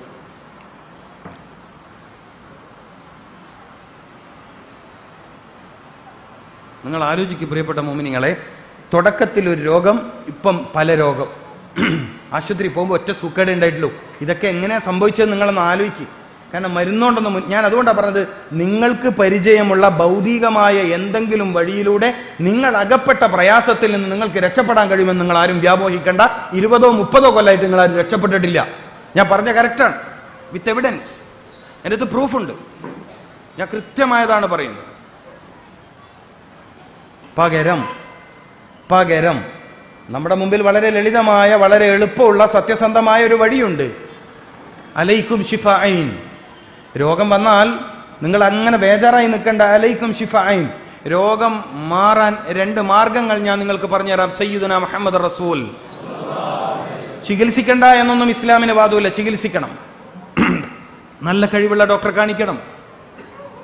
നല്ല കഴിവുള്ള ഡോക്ടറെ കാണിക്കണം. നീതിമാനായ ഡോക്ടറെ കാണിക്കണം. മനുഷ്യത്തുള്ള ഡോക്ടറെ കണ്ടെത്തി അവരെ കാണിക്കണം. അത് ഉപേക്ഷിക്കാൻ പാടില്ല. നിങ്ങളുടെ രോഗം ശിഫയാവാൻ 2 മാർഗങ്ങൾ ഞാൻ നിങ്ങൾക്ക് പറഞ്ഞുതരാം. അതിലൊന്ന് പറഞ്ഞത് അൽ ഖുർആൻ, അല്ലാഹുവിന്റെ കലാമായ ഖുർആനാണ്. ഡോക്ടർ CK രാമചന്ദ്രൻ എന്ന ഇന്ത്യയിലെ പ്രഗത്ഭനായ ഡോക്ടർ CK രാമചന്ദ്രൻ എന്ന ഇന്ത്യയിലെ പ്രഗത്ഭനായ ഡോക്ടർ പറഞ്ഞത്, രോഗം അതിൻ്റെ ഏറ്റവും വലിയ മൂർധന്യതയിലാണ്. രോഗാതുരത കൊണ്ട് ജനങ്ങൾ പൊറുതിമുട്ടിയിരിക്കുകയാണ്. ഇനി വല്ല വഴിയുണ്ടെങ്കിൽ ഞാൻ നിസ്സംശയം പറയും, കോഴിക്കോട് അങ്ങാടിയിൽ പറഞ്ഞ വാക്കാണ്, അത് ഖുർആൻ മാത്രമാണ് ഇനി വരും കാലത്ത് രോഗപരിഹാരത്തിന്റെ മാർഗമെന്ന് ഡോക്ടർ CK രാമചന്ദ്രൻ പറഞ്ഞിട്ടുണ്ട്. എഴുതിയ കോപ്പി എൻ്റെ കയ്യിലുണ്ട്. ഇമ്പോർട്ടൻസ് ഓഫ് പ്രൊഫറ്റോപ്പതി എന്നൊരു ലഘുകൃതി എൻ്റെ കയ്യിലുണ്ട്. ഇമ്പോർട്ടൻസ് ഓഫ് പ്രൊഫറ്റോപ്പതി എന്ന് വെച്ചാൽ നബി സല്ലല്ലാഹു അലൈഹി വസല്ലമ തങ്ങളുടെ വൈദ്യശാസ്ത്രത്തിന്റെ പ്രാധാന്യം. ആയുർവേദത്തിൽ അഗാധ പാണ്ഡിത്യമുള്ള ഒരു പണ്ഡിതനാണ് doctor CK Ramachandran. Doctor CKR എന്ന ചുരുക്കപ്പേരിലാണ് അറിയപ്പെടുന്നത്. ആയുർവേദത്തിൽ അപാര പാണ്ഡിത്യം. കോഴിക്കോട് മെഡിക്കൽ കോളേജിന്റെ ചരിത്രത്തിലെ മഹാപ്രതിഭയാണ് ഡോക്ടർ CK രാമചന്ദ്രൻ. സയ്യിദ് അബ്ദുറഹ്മാൻ ബാഫക്കി തങ്ങളെ കരള് പോലെ സ്നേഹിക്കുന്ന ഒരു മനുഷ്യ സ്നേഹിയാണ് ആര്? Doctor CK Ramachandran. ഇസ്ലാമിനെ അറിയുന്ന, ഖുർആനിനെ അറിയുന്ന, ഹദീസിനെ അറിയുന്ന, ഇസ്ലാമിക ചരിത്രത്തിലെ നാഗരികതയുടെ വിജയ കഥകൾ അറിയുന്ന, സുൽത്താൻ സലാഹുദ്ദീൻ അയ്യൂബിയുടെ കാലഘട്ടത്തിലെ 100 ബെഡുള്ള നൂരിയ ഹോസ്പിറ്റലിന്റെ ചരിത്രം കേരളീയർക്ക് പറഞ്ഞുകൊടുത്ത മഹാപ്രതിഭയാണ് ആര്? Doctor CK Ramachandran. നമുക്കതൊന്നും അറിയില്ല. അങ്ങനെ ഒരു പ്രതിഭയാ പറഞ്ഞത്, ഇനി ഖുർആനാണ് പരിഹാരം. നിസ്സാര വാക്കാണോ? എഡ്വേർഡ് ജി ബോൺ എന്ന് പറയുന്നത് ക്രിസ്തീയ സഹോദരനാണ്, വൈദ്യശാസ്ത്ര പണ്ഡിതനാണ്, വൈദ്യശാസ്ത്രത്തിന്റെ ഹിസ്റ്ററി അറിയുന്ന ആളാണ്. അദ്ദേഹം പറഞ്ഞത് ഇനി പരിഹാരം ഖുർആനാണ്. ഖുർആൻ ഓതി കുത്തിരിക്കാന്നല്ല അതിന്റെ അർത്ഥം. ഖുർആനിൽ പറഞ്ഞ വൈദ്യശാസ്ത്ര സംവിധാനങ്ങളെ വളർത്തിക്കൊണ്ടുവന്നുകൊണ്ട് വാഷിംഗ്ടൺ പ്രസംഗത്തിൽ മുൻ അമേരിക്കൻ പ്രസിഡന്റ് ബറാക് ഒബാമ പറഞ്ഞ പോലെ തന്നെ, മുൻ അമേരിക്കൻ പ്രസിഡന്റ് ബറാക് ഒബാമ തന്റെ വാഷിംഗ്ടൺ പ്രസംഗത്തിലും പറഞ്ഞത് ഖുർആനാണ് ഇനി വൈദ്യശാസ്ത്രത്തിൽ പ്രതീക്ഷ. പക്ഷെ നമ്മൾ സമ്മതിക്കൂല. ഈ ഇരിക്കുന്ന നിങ്ങളുണ്ടല്ലോ, ഈ ഇരിക്കുന്ന നിങ്ങളും ഈ ഇരിക്കുന്ന ഇവരൊന്നും സമ്മതിക്കൂല. നിങ്ങളെല്ലാം ഞാൻ പ്രതികളാക്കുകയാണ്. ബഹുമാനിക്കാനൊന്നും തൽക്കാലം തരവില്ല. നിങ്ങളെ ബഹുമാനിച്ചോളി. ഞാൻ അക്കൂട്ടത്തിലൊന്നും അല്ല കേട്ടോ. നിങ്ങൾ ഖുർആൻ ഉയർത്തിപ്പിടിക്കോ, ഞാൻ ബഹുമാനിക്കും. നിങ്ങളിത് താഴ്ത്തി പിടിച്ചിട്ട് മറ്റേന്റെ വേക്കല, നിങ്ങൾ പോയി പണി നോക്കിയെന്ന് പറയും. കാരണം നിങ്ങൾ അതിന് പറ്റൂല. നിങ്ങൾക്ക് ബഹുമാനത്തിന് അർഹതയില്ല. ഇസ്സത്ത് വലില്ലാഹിൽ ഇസ്സത്തു വലിർറസൂലി വലിൽ മുഅ്മിനീൻ. ഈ കൂട്ടർക്കേ ബഹുമാനമുള്ളൂ. അതുകൊണ്ടാണ് ബഹുമാനപ്പെട്ട മുഅ്മിനീങ്ങളെ എന്ന് പറഞ്ഞ് ഞാൻ പ്രസംഗം തുടങ്ങിയത്. നിങ്ങൾക്ക് വേറൊന്നും തോന്നണ്ട, സബീലായിട്ടൊന്നല്ല. അള്ളാഹു എല്ലാവരെയും ഇസ്സത്തിലാക്കി തരട്ടെ. എനിക്കതാ ആഗ്രഹം. ഇരിക്കുന്ന എല്ലാവരും ഇസ്സത്തിലാകണം, ഇരിക്കുന്ന എല്ലാവരും ബഹുമാനികളാവണം, ഇരിക്കുന്ന എല്ലാവരും ആദരണീയരാവണം. അള്ളാഹു അങ്ങനെ ഒരു പ്രതാപം ഈ ഉമ്മത്തിന് തന്ന് അനുഗ്രഹിക്കട്ടെ. അപ്പൊ രോഗം ഉണ്ടാവുന്ന വഴികളിൽ നിന്നും, രോഗം വളരുന്ന വഴികളിൽ നിന്നും, രോഗം ശക്തിപ്പെടുന്ന വഴികളിൽ നിന്നും വിട്ടുനിൽക്കാത്തതുകൊണ്ടാണ് കൊല്ലങ്ങളായിട്ടും നമുക്ക് സൂക്കേട് മാറാതിരുന്നത്. പക്ഷെ അള്ളാഹു പ്രഖ്യാപിച്ചിരിക്കുന്നു സർവ്വരോഗത്തിനും ശിഫയുണ്ട്. വനുനസ്സിലു മിനൽ ഖുർആനി മാ ഹുവ ശിഫാഉൻ. അള്ളാന്റെ കലാം. ഇത് ജലീൽ ദാരിമി അറബിയിൽ പ്രാസൊപ്പിച്ച് പറഞ്ഞൊരു വാക്കല്ല. വനുനസ്സിലു മിനൽ ഖുർആനി മാ ഹുവ ശിഫാഉൻ വറഹ്മത്തുൽ ലിൽ മുഅ്മിനീൻ. വറഹ്മത്തുൽ ലിൽ മുഅ്മിനീൻ. പരിശുദ്ധ ഖുർആനിലെ സൽമാനുൽ ഫാരിസി റഹ്മഹുല്ലാ തങ്ങൾ സയ്യിദുന ഉമർ ബിൻ ഖത്താബ് റളിയല്ലാഹു തആല അൻഹുവിനോട് സംസാരിക്കുന്നതിനിടയിൽ രോഗം മാറാൻ സഹായിക്കുന്ന ആയത്ത് ഖുർആനിൽ ഉണ്ടെന്ന് പറഞ്ഞിട്ട് ഓതിയ ആയത്താണിത്. വനുനസ്സിലു മിനൽ ഖുർആനി മാ ഹുവ ശിഫാഉൻ വറഹ്മത്തുൽ ലിൽ മുഅ്മിനീൻ ഫമാ അതാകുമുർ റസൂലു ഫഖുദു. പിടിക്കലേ നിർവാഹുള്ളൂ. നിങ്ങൾക്ക് നിങ്ങളുടെ ദൂതൻ കൊണ്ടുവന്നതിനെ നിങ്ങൾ പിടിച്ചോളി, നിങ്ങൾ ജയിക്കും. അള്ളാഹു വിശാലമാക്കി തരട്ടെ നമ്മുടെ കാര്യങ്ങൾ. ഖുർആൻ ശിഫയാണ്. അതൊരു ഇസ്ലാമിക പ്രഭാഷകന്റെ അഭിപ്രായമൊന്നുമല്ല, ഒരു മുസ്ലിം പ്രഭാഷകന്റെ അഭിപ്രായമല്ല.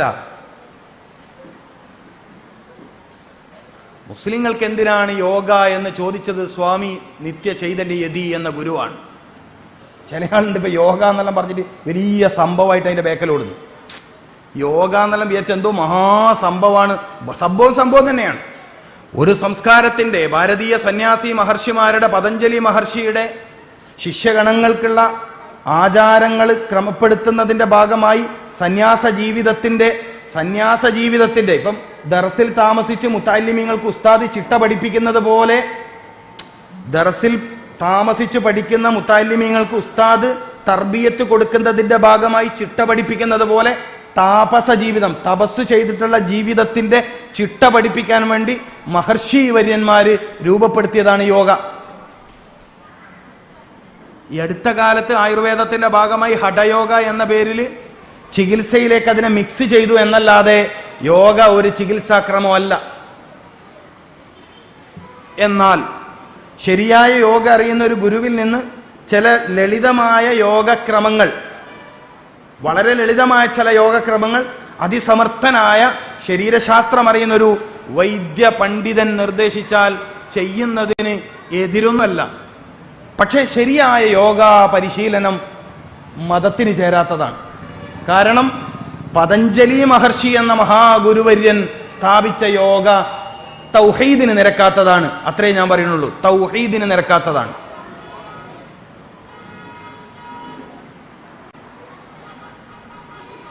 അപ്പോ രോഗം ശരീരത്തിൽ വരാതിരിക്കാൻ പ്രതിരോധ മാർഗങ്ങൾ സ്വീകരിക്കുക എന്നതാണ് ബുദ്ധി. പ്രതിരോധ മാർഗങ്ങൾ എന്ന് പറയുമ്പോൾ അതിൻ്റെ ഒന്നാം സ്ഥാനത്ത് പ്രാർത്ഥനയാണ്. പ്രാർത്ഥനയിൽ ഒന്നാം സ്ഥാനം ഖുർആനിലെ പ്രാർത്ഥനക്കാണ്. പ്രാർത്ഥനയിലെ ഒന്നാം സ്ഥാനം ഖുർആനിലെ പ്രാർത്ഥനക്കാണ്.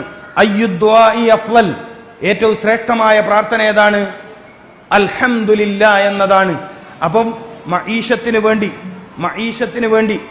ജോലി ചെയ്യാൻ വേണ്ടി, പഠിക്കാൻ വേണ്ടി, അധ്വാനിക്കാൻ വേണ്ടി, അടുക്കള ജോലി ചെയ്യാൻ വേണ്ടി ഒക്കെ ഉണർന്നെഴുന്നേറ്റ മനുഷ്യന് അതിനുള്ള കുവ്വത്തും സിഹത്തും നശാത്തും വേണം. നിങ്ങൾക്ക് മനസ്സിലായിട്ടില്ല. രാവിലെ ഉറക്കിൽ നിന്ന് എഴുന്നേറ്റ മനുഷ്യൻ, നിങ്ങൾ ശ്രദ്ധിച്ചോളി, രാവിലെ ഉറക്കിൽ നിന്ന് എഴുന്നേറ്റ മനുഷ്യന് ജോലി ചെയ്യാൻ, പഠിക്കാൻ, യാത്ര ചെയ്യാൻ, അടുക്കള ജോലി ചെയ്യാൻ, വെറുതെ ഇരിക്കാനും എന്ത് വേണം? ഇനി വെറുതെ ഇരിക്കുകയാണെങ്കിൽ അതിനും എന്ത് വേണം? നശാത്ത് വേണ്ടേ? അല്ലെ മൂഡ് ഓഫ് ആയി പോലെ. അപ്പൊ വെറുതെ ഇരിക്കുകയാണെങ്കിലും സിഹത്ത് വേണം. സിഹത്ത്, ഖുവ്വത്ത്, നശാത്ത്, അതായത് ആരോഗ്യം, ശക്തി, ഉന്മേഷം. ഞാനിതിങ്ങനെ അറബി പറയുന്നിട്ട് നിങ്ങൾ എന്തോ സംഭവം വിചാരിക്കണ്ട. ആരോഗ്യം, ശക്തി, ഉന്മേഷം. ശക്തി എന്നതിന് രോഗം വരാതിരിക്കാനുള്ള, ഇനി അഥവാ രോഗാണു നമ്മുടെ ശരീരത്തിലേക്ക് വന്നാൽ തന്നെ അതിനെ പ്രതിരോധിച്ച് തോൽപ്പിക്കാനുള്ള ശക്തി. നഫ്സി ഫിൽ ഖവിയ്യ് സയ്യിദുനാ മുഹമ്മദ് റസൂലുള്ളാഹ്. നമ്മുടെ റസൂലെ രോഗം വന്ന് സൂക്കേട് പിടിച്ചിട്ട് പള്ളിന്റെ തൂണിന് ചാരിയിരിക്കുന്ന ആളൊന്നുമല്ല.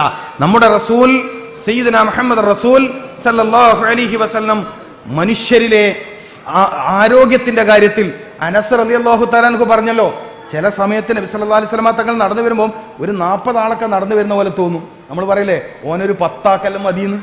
ഞങ്ങളെ നാട്ടിൽ പറയലുണ്ട്. ഞങ്ങളെ നാട്ടിൽ പറയലുണ്ട് ഓനൊരു 10 ആക്കല്ല ഓനൊരുത്തം മതിയെന്ന്. അജ്ജാതി കരുത്ത് സംഭവം വേണം. ചെറുപ്പക്കാരൊക്കെ അതിനുള്ള പണിയെടുത്തോളി. ഈ യുവാക്കളോടൊക്കെ എനിക്ക് പറയാനുള്ളത്, നിങ്ങൾ ഈ മുടിയെല്ലാം എന്തെല്ലാം ആക്കി നടക്കുന്നതിനെ തടിയൊന്നും ഉഷാറാക്കി നടന്നോളി. അല്ലേ എന്തേ നല്ല ഉഷറ് വേണം. കണ്ടാ പേടിക്കണ്ടോ പേടിക്കണം എന്ന് എൻ്റെ അഭിപ്രായം. പേടിക്കണ്ടോ കണ്ടാത്തൻ്റെ പേടിക്കണം. മുമ്പ് കളരി പഠിക്കാൻ വേണ്ടിയിട്ട് എൻ്റെ ഉസ്താദ് പിടിച്ചിട്ട് ഗോതയൊക്കെ ഉണ്ടാക്കി. ഒരിക്കൽ പറടാ ധൈര്യം ഇല്ലെങ്കിലും അടിക്കാൻ വരുന്ന നിങ്ങളെ കണ്ടാ പേടിക്കണം, അതന്നെ ഒരു വലിയ അടിയാണ് എന്നാണ്. ഇത് ആദ്യം തന്നെ തലചൊറിയും, പിന്നെ എവിടെയാ ശരിയാകുക? ആദ്യം തന്നെ തലചൊറിയും, പിന്നെ എവിടെയാ ശരിയാകുക? ചെറുപ്പക്കാരോടാണ് കേട്ടോ. കാരണം ധീരന്മാരായ ഉമർ ബിൻ ഖത്താബ് റളിയല്ലാഹു തആല അൻഹുവിന്റെയും ഹംസത്തുൽ കർറാർ റളിയല്ലാഹു തആല അൻഹുവിന്റെയും ഉശിരന്മാരുടെ ചരിത്ര ഭാഷ. അവരെ ഉശിരിന്റെ രഹസ്യം മസിലൊന്നല്ല, ഈമാനാണ്. അത് ആദ്യം പഠിച്ചോളി നിങ്ങൾ. ഇത് പൂച്ചറ കണ്ടാ പേടിക്കുന്ന ഈ ധൈര്യമാണ് പല ചെറുപ്പക്കാർക്കും. മാസിലെല്ലാം ഭയങ്കര സംഭവമായിരിക്കും. പോട്ടെ.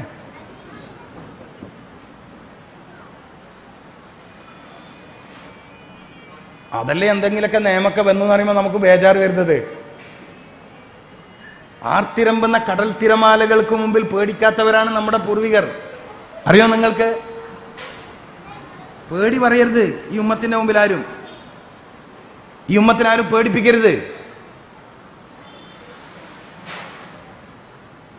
ഉള്ളാളത്ത് മറവിട്ട് കിടക്കുന്ന സയ്യിദ് മദനി എന്ന് പറയുന്ന ആ വലിയ എങ്ങനെ അവിടെ വന്നേക്കണേ? എങ്ങനെ വന്നിരിക്കുന്നത്? അതായത് നമ്മുടെ ഒരു പാരമ്പര്യം അതാണ്. ഉശിരിന്റെ, ഉണർവിന്റെ, തടുക്കേണ്ടവനെ തടുക്കുന്നതിന്റെ, നിലക്ക് നിർത്തേണ്ടവനെ നിലക്ക് നിർത്തുന്ന ഒരു പാരമ്പര്യമുണ്ട്. പക്ഷെ അതിൻ്റെ ഒരു എസൻസ് ഈമാനാണ്. അതുണ്ടെങ്കിൽ നിങ്ങൾ ഈ വർത്താനം പറയണ്ട. ഇല്ലെങ്കിൽ പിന്നെ മുണ്ടാട്ട് എന്നിട്ട് ഉള്ള കടലാസിലൊക്കെ ഒപ്പിടുന്ന തന്നെയാണ് നല്ലത്. വെറുതെ ചൊറക്ക് വെക്കണ്ട. ഉള്ള കടലാസിൽ ഒപ്പിട്ട് തീർന്ന് വെള്ളക്കൊടി കാണിച്ചാൽ പിന്നെ യുദ്ധമില്ലല്ലോ. കഴിയുന്ന പണിയെടുത്താൽ മതിയെന്ന്. അപ്പോ സിഹത്ത്, കുവ്വത്ത്, നശാത്ത്, ഇബാദത്തിന് ഇത് അനിവാര്യമാണ്. ഫത്ഹുൽ മുഈൻ എന്ന ലോക പ്രശസ്തമായ കർമ്മശാസ്ത്ര ഗ്രന്ഥത്തിൽ നിസ്കാരത്തിലേക്ക് പോകുന്നതുമായി ബന്ധപ്പെട്ട് മഹാനവറുകൾ എഴുതി വെച്ച ഒരു മത്തനെന്താ? ബി നശാത്തിൻ, ഉണർവോടെ, ഉന്മേഷത്തോടെ. ഇപ്പൊ എത്രാക്കാണ്? കാലിന് വെജ്ജ എങ്ങനെ ഇപ്പൊ നിസ്കരിക്കാണ്ടിരിക്കാന്ന് പറഞ്ഞിട്ട് എടങ്ങേറായിട്ടാണ് നിസ്കരിക്കാൻ പോണത്. എങ്ങനെയെങ്കിലും ഒന്ന് സലാം വീട്ടി കിട്ടിയാൽ മതി എന്നാണ് പലരും ആഗ്രഹിക്കുന്നത്. ദയവേത് ഉസ്താദുമാർ നിസ്കാരത്തിൽ വലിയ സൂറത്ത് ഓതിയാക്കരുതേ. ഇത് കാലം വളരെ രോഗികളെ പ്രയാസം. നിങ്ങൾ ഓതരുത്, ആരും ഓതരുത് ഉസ്താദെ. ഏതെങ്കിലും ഓതുന്ന ഇമാം ഉണ്ടെങ്കിൽ അത് നിർത്തണം. ചില കമ്മിറ്റിക്കാർക്ക് ഒരു പൂതിയുണ്ട്, ഇത് നല്ലോണം ഓതുന്ന മൊയിലാറ ഇമാമാക്കി നിർത്താൻ. രണ്ടിനെയും പുറത്താക്കണം. മഹലിന്ന് രണ്ടിനെയും പുറത്താക്കണം. പറ്റൂല. മുട്ടുവേദനക്കാര്, നിൽക്കാൻ പറ്റാത്തവര്, വേദനിക്കുന്നവര്, എന്നിട്ട് മൊയിലിയാർ അങ്ങോട്ട് മെഹ്റാബിൽ എന്നിട്ട് ഓതാണ്. ഇയാളിങ്ങനെ ഓത്ത് പഠിച്ചിട്ടേ മൂപ്പർക്ക് ഇങ്ങനെ ഓതലുണ്ട്. നല്ല മൈക്കും എക്കോ. ആ മെക്കോ മൈക്കാതെ ഒഴിവാക്കണം പള്ളിയിൽ നിന്ന്. ചെറിയ സൂറത്ത് തപ്പിപ്പിടിച്ച് ഖുർആൻ ഓതുക. ഈ കാലം സൂക്കേട്, മുട്ടുവേദന, കാലുവേദന, കാലിന് നീര്, പെട്ടെന്ന് മൂത്രയിക്കാൻ പോകേണ്ടവര്, എന്നിട്ടാ ഓത്ത് വലുത്. അവൻ ടൗൺ പള്ളിയിൽ നിന്ന്. ടൗണാണ്. ഫിഖ് മാനിക്കാതെ ഇസ്ലാം ഉണ്ടോ? അതുകൊണ്ട് ദയവ് ഇതെല്ലാം ഉസ്താദന്മാരോട് ഒന്ന് പറയണം, ഓത്ത് ചുരുക്കാൻ. നിസ്കാരം തീർത്തു കൊടുക്കുക നിങ്ങൾ. കാരണം ജനങ്ങൾക്ക് കഴിയുന്നില്ല. പിന്നെ അമ്പകയിൽ നിസ്കാരത്തോട് ഒരു വെറുപ്പ് വരണ്ട. ശ്രദ്ധിക്കേണ്ട കാര്യമാണ് ഞാൻ പറയുന്നത്. ഞാൻ ഫിഖ്ഹ പറഞ്ഞു കേട്ടോ. നിങ്ങൾക്ക് ആർക്കൊന്നും തോന്നേണ്ട ഇത് വെറുതെ പറഞ്ഞാണ്. ഞാൻ ഫിഖ്ഹ പറഞ്ഞത്. ആലിമീങ്ങൾ ഇരുത്തിയിട്ടാണ് സംസാരിക്കണത്. അല്ലാന്ന് പറയും മഹല്ലുകളുടെ ഖത്തീബുമാരല്ലേ ഇരിക്കണത്. അല്ലാന്ന് പറയും ഫുഖഹാക്കൾ അങ്ങനെ പറഞ്ഞിട്ടില്ല എന്ന് പറയും. മനുഷ്യനെ പരിഗണിക്കുക എന്നതാണ് മതം. മനുഷ്യനെ എളുപ്പം ചെയ്തു കൊടുക്കലാണ് മതം. യുരീദുല്ലാഹു ബിക്കുമുൽ യുസ്ർ. അള്ളാഹു നിങ്ങൾക്കൊക്കെ എളുപ്പം ഉദ്ദേശിക്കണേ. എന്നാൽ ചില ആളുകൾ അത് വിട്ടുകൊടുക്കൂല. ചില ആളുകൾ അങ്ങോട്ട് ഇടങ്ങേറാക്കും. സുബീന്റെ ഒക്കെ നിസ്കാരത്തിന് പോയാൽ പെട്ട് അങ്ങോട്ട് ഓത് തന്നെ. മുമ്പ് നിൽക്കാതിരിക്കാൻ മുട്ടുവേദന ഉള്ളത്. 10-15 കൊല്ലം മുമ്പ് നിങ്ങൾ തബാർക്ക് ഓതിക്കോളി, പ്രശ്നമില്ല. അന്ന് മുട്ടുവേദന ഉണ്ടോ? ഇടങ്ങേറാക്കരുത് മനുഷ്യന്മാരെ. സയ്യിദുനാ മുഹമ്മദ് റസൂലുള്ളാഹി സ്വല്ലല്ലാഹു അലൈഹി വസല്ലമ തങ്ങൾ എല്ലാവർക്കും എളുപ്പം ചെയ്തു കൊടുത്ത നായകനാണ്, ദൂതരാണ്. നിങ്ങളായിട്ട് ഇടങ്ങേറാക്കരുത്. അള്ളാഹു എല്ലാവർക്കും എളുപ്പം പ്രദാനം ചെയ്യട്ടെ കേട്ടോ. ഒക്കെ നിയമമായിട്ട് തന്നെ വരണം എൻ്റെ അഭിപ്രായം. അപ്പം അൽഹംദുലില്ലാഹില്ലദി അഹ്യാനി എന്നതിൽ പരിശുദ്ധ റസൂലുള്ളാഹി സ്വല്ലല്ലാഹു അലൈഹി വസല്ലമ തങ്ങൾ പ്രഭാതത്തിലെ പ്രാർത്ഥനയായി, ഉണർവിന്റെ സമയത്തെ പ്രാർത്ഥനയായി പഠിപ്പിച്ചതിൽ നിന്റെ ശരീരത്തിലെ ജീവനെ ശക്തിപ്പെടുത്തുന്ന വലിയ രഹസ്യങ്ങളുണ്ട്. ഇമാം ഷാഫിഈ റളിയല്ലാഹു തആല അൻഹു ആരോഗ്യത്തിന് 4 തത്വങ്ങൾ പറഞ്ഞു, 4 എണ്ണം. ഇമാം ഷാഫിഈ റളിയല്ലാഹു തആല അൻഹു ഒരു മനുഷ്യൻ ആരോഗ്യവാനാകുന്നതിന്റെ 4 തത്വങ്ങൾ അവതരിപ്പിച്ചിട്ടുണ്ട്. ഷാഫിഈ റളിയല്ലാഹു തആല അൻഹുവിനെ കേൾക്കാത്തവരുണ്ടോ? ഇല്ല. ഇതിലൊന്ന് പ്രഭാതത്തിലെ ഉണർച്ച. ഇസ്ലാമിക സമൂഹത്തിന്റെ വളർച്ചയുടെ വലിയ രഹസ്യങ്ങൾ അറിയാൻ പരിശ്രമം നടത്തി പഠിച്ച ചില ആളുകൾ കണ്ടെത്തിയത് അവരുടെ പ്രഭാതത്തിലെ ഉണർച്ചയാണ് ഒന്നാമത്തെ കാരണം പറഞ്ഞത്. പ്രഭാതത്തിലെ ഉണർച്ച, ഫജ്റിന്റെ നേരത്തെ ഉണർച്ച. അപ്പൊ രോഗികൾ നിർബന്ധമായും ഫജ്റിൽ ഉണരണം, എന്നാ സൂക്കേട് കുറയും. കാരണം സൂക്കേട് കുറയാൻ സഹായിക്കുന്ന ഒരു പ്രത്യേക സംവിധാനം അല്ലാഹു സുബ്ഹാനഹു വ തആല ഈ വായുമണ്ഡലത്തിൽ സ്വർഗീയ പരിമളമായി ഒരുക്കിയത് ഫജ്റിലാണ്. അതുകൊണ്ടാണ് ആ സമയത്ത് ഉറങ്ങിപ്പോകുന്നതിനെ തൊട്ട് നമ്മുടെ ഉസ്താദുമാർ നമുക്ക് ദുആ ചെയ്യുന്നത് എന്ത്? അല്ലാഹുമ്മ നബ്ബിഹിനാ അൻ നൗമത്തിൽ ഗാഫിലിൻ. അല്ലാഹുവേ, ഉറക്കം തൂങ്ങിപ്പോകുന്ന അവസ്ഥയെ തൊട്ട് ഒന്ന് ഉണർത്തി തരണേ. കാരണം ഉണരേണ്ട സമയത്ത് ഉണർന്നിട്ടില്ലെങ്കിൽ ചിലത് നഷ്ടപ്പെട്ടു പോകും. അതിലേറ്റവും വലുതാണ് ആരോഗ്യം. മനസ്സിലാവാണ്ടോ? ഞാൻ സ്പീഡായി പോയോ? സ്പീഡായി. അതായത് അല്ല, പറയുന്നത് ഓരോന്നും പഠിച്ചിട്ടില്ലെങ്കിൽ എൻ്റെ ഈ പരിശ്രമം നഷ്ടത്തിലായി പോകുകൊണ്ടാണ്. നിങ്ങൾക്ക് തോന്നി ഇതെന്തെല്ലാം ആവർത്തിച്ച് പറയുന്നത്. ഹത്താ തഫ്ഹമ അൻഹു അആദഹ തലാസൻ ഹത്താ തഫ്ഹമ അൻഹു. അതാ കലാമ് കേട്ടാ. ഉസ്താദ്മാർക്ക് മനസ്സിലായില്ല ഞാൻ പറഞ്ഞത്? ആവർത്തിച്ച് പറയുന്നത് കൗമിന് തിരിയാൻ തന്നെയാണ്, കൗമിൽ അത് സ്ഥിരപ്പെടാനാണ്. അത് റസൂലുള്ളാഹി സ്വല്ലല്ലാഹു അലൈഹി വസല്ലമ തങ്ങളുടെ ശൈലിയാണ്. നമ്മുടെ വിഷയം പ്രഭാതത്തിൽ ഉണ്ടത്രേ, അൽഹംദുലില്ലാഹ് ഉണ്ടത്രേ. ഇമാം ഷാഫിഈ റളിയല്ലാഹു തആല അൻഹുവിലേക്ക് അതിനിടയിൽ ഒന്ന് പോയതാ. എന്തിനാ പോയത്? 4 വലിയ തത്വങ്ങൾ ആരോഗ്യ വിഷയത്തിൽ അവതരിപ്പിച്ച മഹാനായ വൈദ്യശാസ്ത്ര പണ്ഡിതനാണ് ഇമാമുന ഷാഫിഈ റളിയല്ലാഹു തആല അൻഹു. നമ്മളിൽ പലരുടെയും ധാരണ ഇമാം ഷാഫിഈ റളിയല്ലാഹു അൻഹു ഫിഖ്ഹിന്റെ കുറച്ച് കിതാബെല്ലാം എഴുതിയ ആളാണെന്നാ. ആണ് അല്ലാന്നല്ല. എന്നാൽ വൈദ്യശാസ്ത്രത്തിലെ മഹാതത്വങ്ങൾ അവതരിപ്പിച്ച വലിയ സയന്റിസ്റ്റ് ആയിരുന്നു, ശാസ്ത്രജ്ഞനായിരുന്നു മഹാനായ ഇമാം ഷാഫിഈ റളിയല്ലാഹു തആല അൻഹു. ആ മഹാനുഭാവൻ കുറെ ഫോർമുലകൾ മുന്നോട്ട് വെച്ചിട്ടുണ്ട്. അതിലൊന്നാണ് പ്രഭാതത്തിലെ ഉണർച്ച. ഏത് പ്രഭാതത്തിലെ? സൂര്യൻ ഉദിച്ചാലും പ്രഭാതം തന്നെയാണ്. സൂര്യൻ ഉദിച്ചാലും പ്രഭാതം തന്നെയാണ്. പക്ഷെ പ്രഭാതം, പൂർവപ്രഭാതം, ആദി പ്രഭാതം, പ്രഭാതം, 3 എണ്ണം. പ്രഭാതം എത്രണ്ണായി? അതായത് ഫജ്ർ സ്വാദിക്ക് സുബീന്റെ ബാങ്ക് കൊടുത്ത പാടുള്ള സമയം, പിന്നെ സൂര്യൻ ഉദിച്ചിട്ടുള്ള സമയം. മനസ്സിലാകുന്നില്ല എന്ന് തോന്നുന്നല്ലോ. ചിലതങ്ങോട്ട് ശരിയാവുന്നില്ല എന്ന് തോന്നുന്നല്ലോ. ഇശാഇന്റെ വഖത്ത് അവസാനിച്ച് എന്താ സുബീന്റെ സമയം ആയോ? ഇല്ല. ഫജ്റിന്റെ സ്വലാത്തില്ലേ, തഹജ്ജുദ് നിസ്കരിക്കുന്ന സമയമില്ലേ, അതന്നെ. നമ്മളെല്ലാവരും ആ 4 മണിക്ക് എണീക്കുന്നുണ്ടല്ലോ, അതന്നെ സമയം. ഈ സമയത്തെ ഉണർവ് ബുദ്ധിശക്തി, ഓർമ്മശക്തി, ഹൃദയശക്തി, മസ്തിഷ്ക ശക്തിയൊക്കെ നിങ്ങൾക്ക് ഉണ്ടാക്കി തരും. ഹൃദയത്തെ ബലപ്പെടുത്തും, മസ്തിഷ്കത്തെ ശക്തിപ്പെടുത്തും. ഇത് രണ്ടും ബലപ്പെട്ടാൽ നിങ്ങളുടെ ശരീരം മുഴുവൻ സലാമത്തായില്ലേ? ഞാൻ നേരത്തെ പറഞ്ഞില്ലേ, ബാങ്ക് കേൾപ്പിക്കലുടെ ഹൃദയം വഴി മസ്തിഷ്കത്തെ ബലപ്പെടുത്തിക്കൊണ്ട് ശരീരത്തിന്റെ സർവ്വ അവയവങ്ങളെയും ശക്തിപ്പെടുത്തുക എന്ന ഒരു വലിയ രഹസ്യമാണ് ഇസ്ലാം മുന്നോട്ട് വെച്ചത്.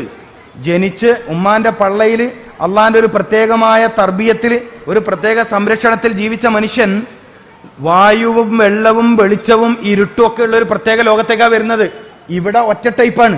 എവിടെ? ഉമ്മാന്റെ പള്ളയിൽ ഒറ്റ ടൈപ്പാണ്, ഒരു കാലാവസ്ഥയാണ്. എന്നാൽ നീ ജനിച്ചു വീണ ഭൂമിയിലോ ഇടക്ക് വെളിച്ചം, ഇടക്ക് ഇരുട്ട്, ഇടക്ക് ചൂട്, ഇടക്ക് തണുപ്പ്. മനസ്സിലാകുന്നുണ്ടോ? ഈ ഒരു അവസ്ഥയോട് നിന്റെ ശരീരത്തിന് ഈ അവസ്ഥകളോട് പിടിച്ചു നിൽക്കാൻ കഴിയണമെങ്കിൽ നീ ആദ്യം അള്ളാഹുവുമായി ബന്ധപ്പെട്ട കലാമ് കേൾക്കണം. ഈ ലോകത്തെ ഏറ്റവും വലിയ ശക്തി വാക്കുകൾക്കാണ്.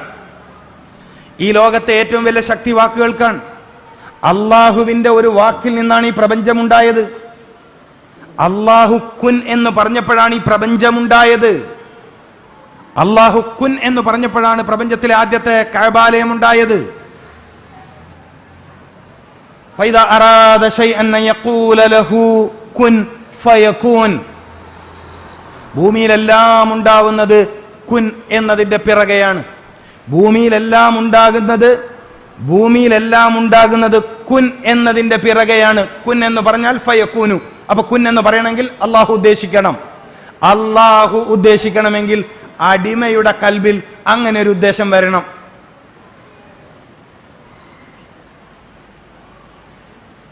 അപ്പൊ പ്രഭാതത്തിലെ ഉണർവ്, പ്രഭാതത്തിലെ ഭക്ഷണം, പ്രഭാതത്തിലെ ജോലി, പ്രഭാതത്തിലെ വായന, 4 കാര്യങ്ങളാണ് ഒരു മനുഷ്യനെ ആരോഗ്യവാനാക്കുന്നത് എന്ന് ഇമാം ഷാഫി റളിയല്ലാഹു തആല അൻഹുവിൽ നിന്ന് പഠിക്കാൻ കഴിയും. ഞാൻ ഒന്നുകൂടി ആവർത്തിക്കാം. പ്രഭാതത്തിലെ ഉണർച്ച, പ്രഭാതത്തിലെ ഭക്ഷണം, പ്രഭാതത്തിലെ ജോലി. അതായത് ജോലി ചെയ്യാൻ രാവിലെ തന്നെ ഇറങ്ങണം. ജോലി ചെയ്യാൻ രാവിലെ ഇറങ്ങണം, അതൊരു ബർക്കത്താണ്. അപ്പൊ പ്രഭാതത്തിലെ ഉണർച്ച അത് എപ്പോഴും നമ്മൾ ചെയ്യുന്നു. പ്രഭാതത്തിലെ ഭക്ഷണം അത് നമ്മൾ ചെയ്യാറില്ല. രാവിലെ തന്നെ എന്താ കഴിക്കണത്? ആരാ കഴിക്കണത്? കാലിച്ചായ എന്താ പേര് ഞങ്ങളുടെ നാട്ടിൽ കണ്ണൂര്. ഇവിടെ എന്താണ് പറയാൻ അറിയില്ല. വെറുതെ ഒരു ചായ, കേട്ടി ചായ എന്ന് പറഞ്ഞിട്ട്. അല്ല, നിങ്ങളെന്ത് ചായ പറഞ്ഞ നേരത്തെ? കേട്ടി ചായ. സുബ്ബീക്ക് എന്നല്ലേ ഉസ്താദ് പറയാം. രാവിലെ എന്ന് പറഞ്ഞാൽ പറ്റില്ല, സുബ്ബീക്ക് എന്ന് പറഞ്ഞാൽ ഇവിടെ രാവിലെ എണീക്കുന്നു. കുറച്ചു കാലം എന്തായാലും ഇവിടെ നിൽക്കണം. കാരണം നിങ്ങളെ ഭാഷ നല്ല രസമുള്ള ഭാഷയാണ്. എനിക്ക് പറയുന്നൊക്കെ മനസ്സിലായിട്ടുണ്ട് കേട്ടോ. നിങ്ങൾ എല്ലാവരും പ്രസംഗം എനിക്ക് മനസ്സിലായിട്ടുണ്ട്. മനസ്സിലായില്ലേ? എല്ലാവരും പറയുന്നത് എനിക്ക് മനസ്സിലായിട്ടുണ്ട്. എല്ലാം വേണമെങ്കിൽ ഞാൻ പറഞ്ഞുതരാം. പക്ഷെ എനിക്ക് പറയാൻ കിട്ടുന്നില്ല. സാരമില്ല, കുറച്ച് കഴിഞ്ഞാൽ പറയും. കാരണം ഇപ്പം മംഗലാപുരമായിട്ടൊരു ബന്ധമുണ്ട്. അതിങ്ങനെ വളർന്നു വരികയാണ്. റസൂലുള്ളാഹിന്റെ പേരിലാണ് ആ ബന്ധം, സല്ലല്ലാഹു അലൈഹി വസല്ലം. അങ്ങനെ ഉണ്ടല്ലോ, നല്ലൊരു പേരിലൊരു ബന്ധം ഉണ്ടാവുന്ന നല്ല ബന്ധമല്ലേ അല്ലേ? നല്ല വഴിയിലാണ് ബന്ധം. അള്ളാഹു ഇത് നിലനിർത്തി തരട്ടെ. അൽഹംദുലില്ലാഹ്. അള്ളാഹു ബർക്കത്ത് ചെയ്യട്ടെ. അള്ളാഹു ഈ ദേശത്തെ ഈ നാട്ടുകാരെ, നിങ്ങളെ വീടുകളെ, നിങ്ങളെ കച്ചവട സ്ഥാപനങ്ങളെ, നിങ്ങളെ കൃഷിയിടങ്ങളെ, നിങ്ങളെ വഴികളെ, നിങ്ങളെ വാഹനങ്ങളെ അള്ളാഹു കാക്കട്ടെ. അള്ളാഹു കാത്തിരക്ഷിക്കട്ടെ. അപ്പൊ പ്രസംഗം നിർത്തേണ്ട സമയമല്ലേ? അപ്പൊ അനുവദിക്കപ്പെട്ട സമയം കഴിഞ്ഞു. ഞാൻ കുറച്ച് കാര്യങ്ങളൊക്കെ നിങ്ങൾക്ക് പറഞ്ഞു തന്നിട്ടുണ്ട്. പ്രത്യേകിച്ച് ഈ അവസാനം പറഞ്ഞ 4 പോയിന്റ് നിങ്ങൾക്ക് എല്ലാവർക്കും എപ്പോഴത്തേക്കും മതിയായ പോയിന്റാണ്. രാവിലത്തെ ഉണർച്ച, അതിനു വേണ്ടി നമുക്ക് ദുആ ചെയ്തിരുന്ന ആളാണ് ആര്? നമ്മുടെ ബഹുമാനപ്പെട്ട ഉസ്താദുമാർ. അല്ലാഹുമ്മ നബ്ബിഹ്നാ അന്നൗമത്തിൽ ഗാഫിലീൻ. ആർക്കാ രോഗം? ഗാഫിലിന്. ആർക്കാ രോഗം? ഗാഫിലിന്. വലാ തകും മിനൽ ഗാഫിലീൻ. ആർക്കാ രോഗം? ഗാഫിലായ മനുഷ്യൻ, ശ്രദ്ധയില്ലാത്ത മനുഷ്യൻ എന്നതിന്റെ അർത്ഥം. ശ്രദ്ധയില്ലാത്ത മനുഷ്യനാണ് സൂക്കേട് വരിക.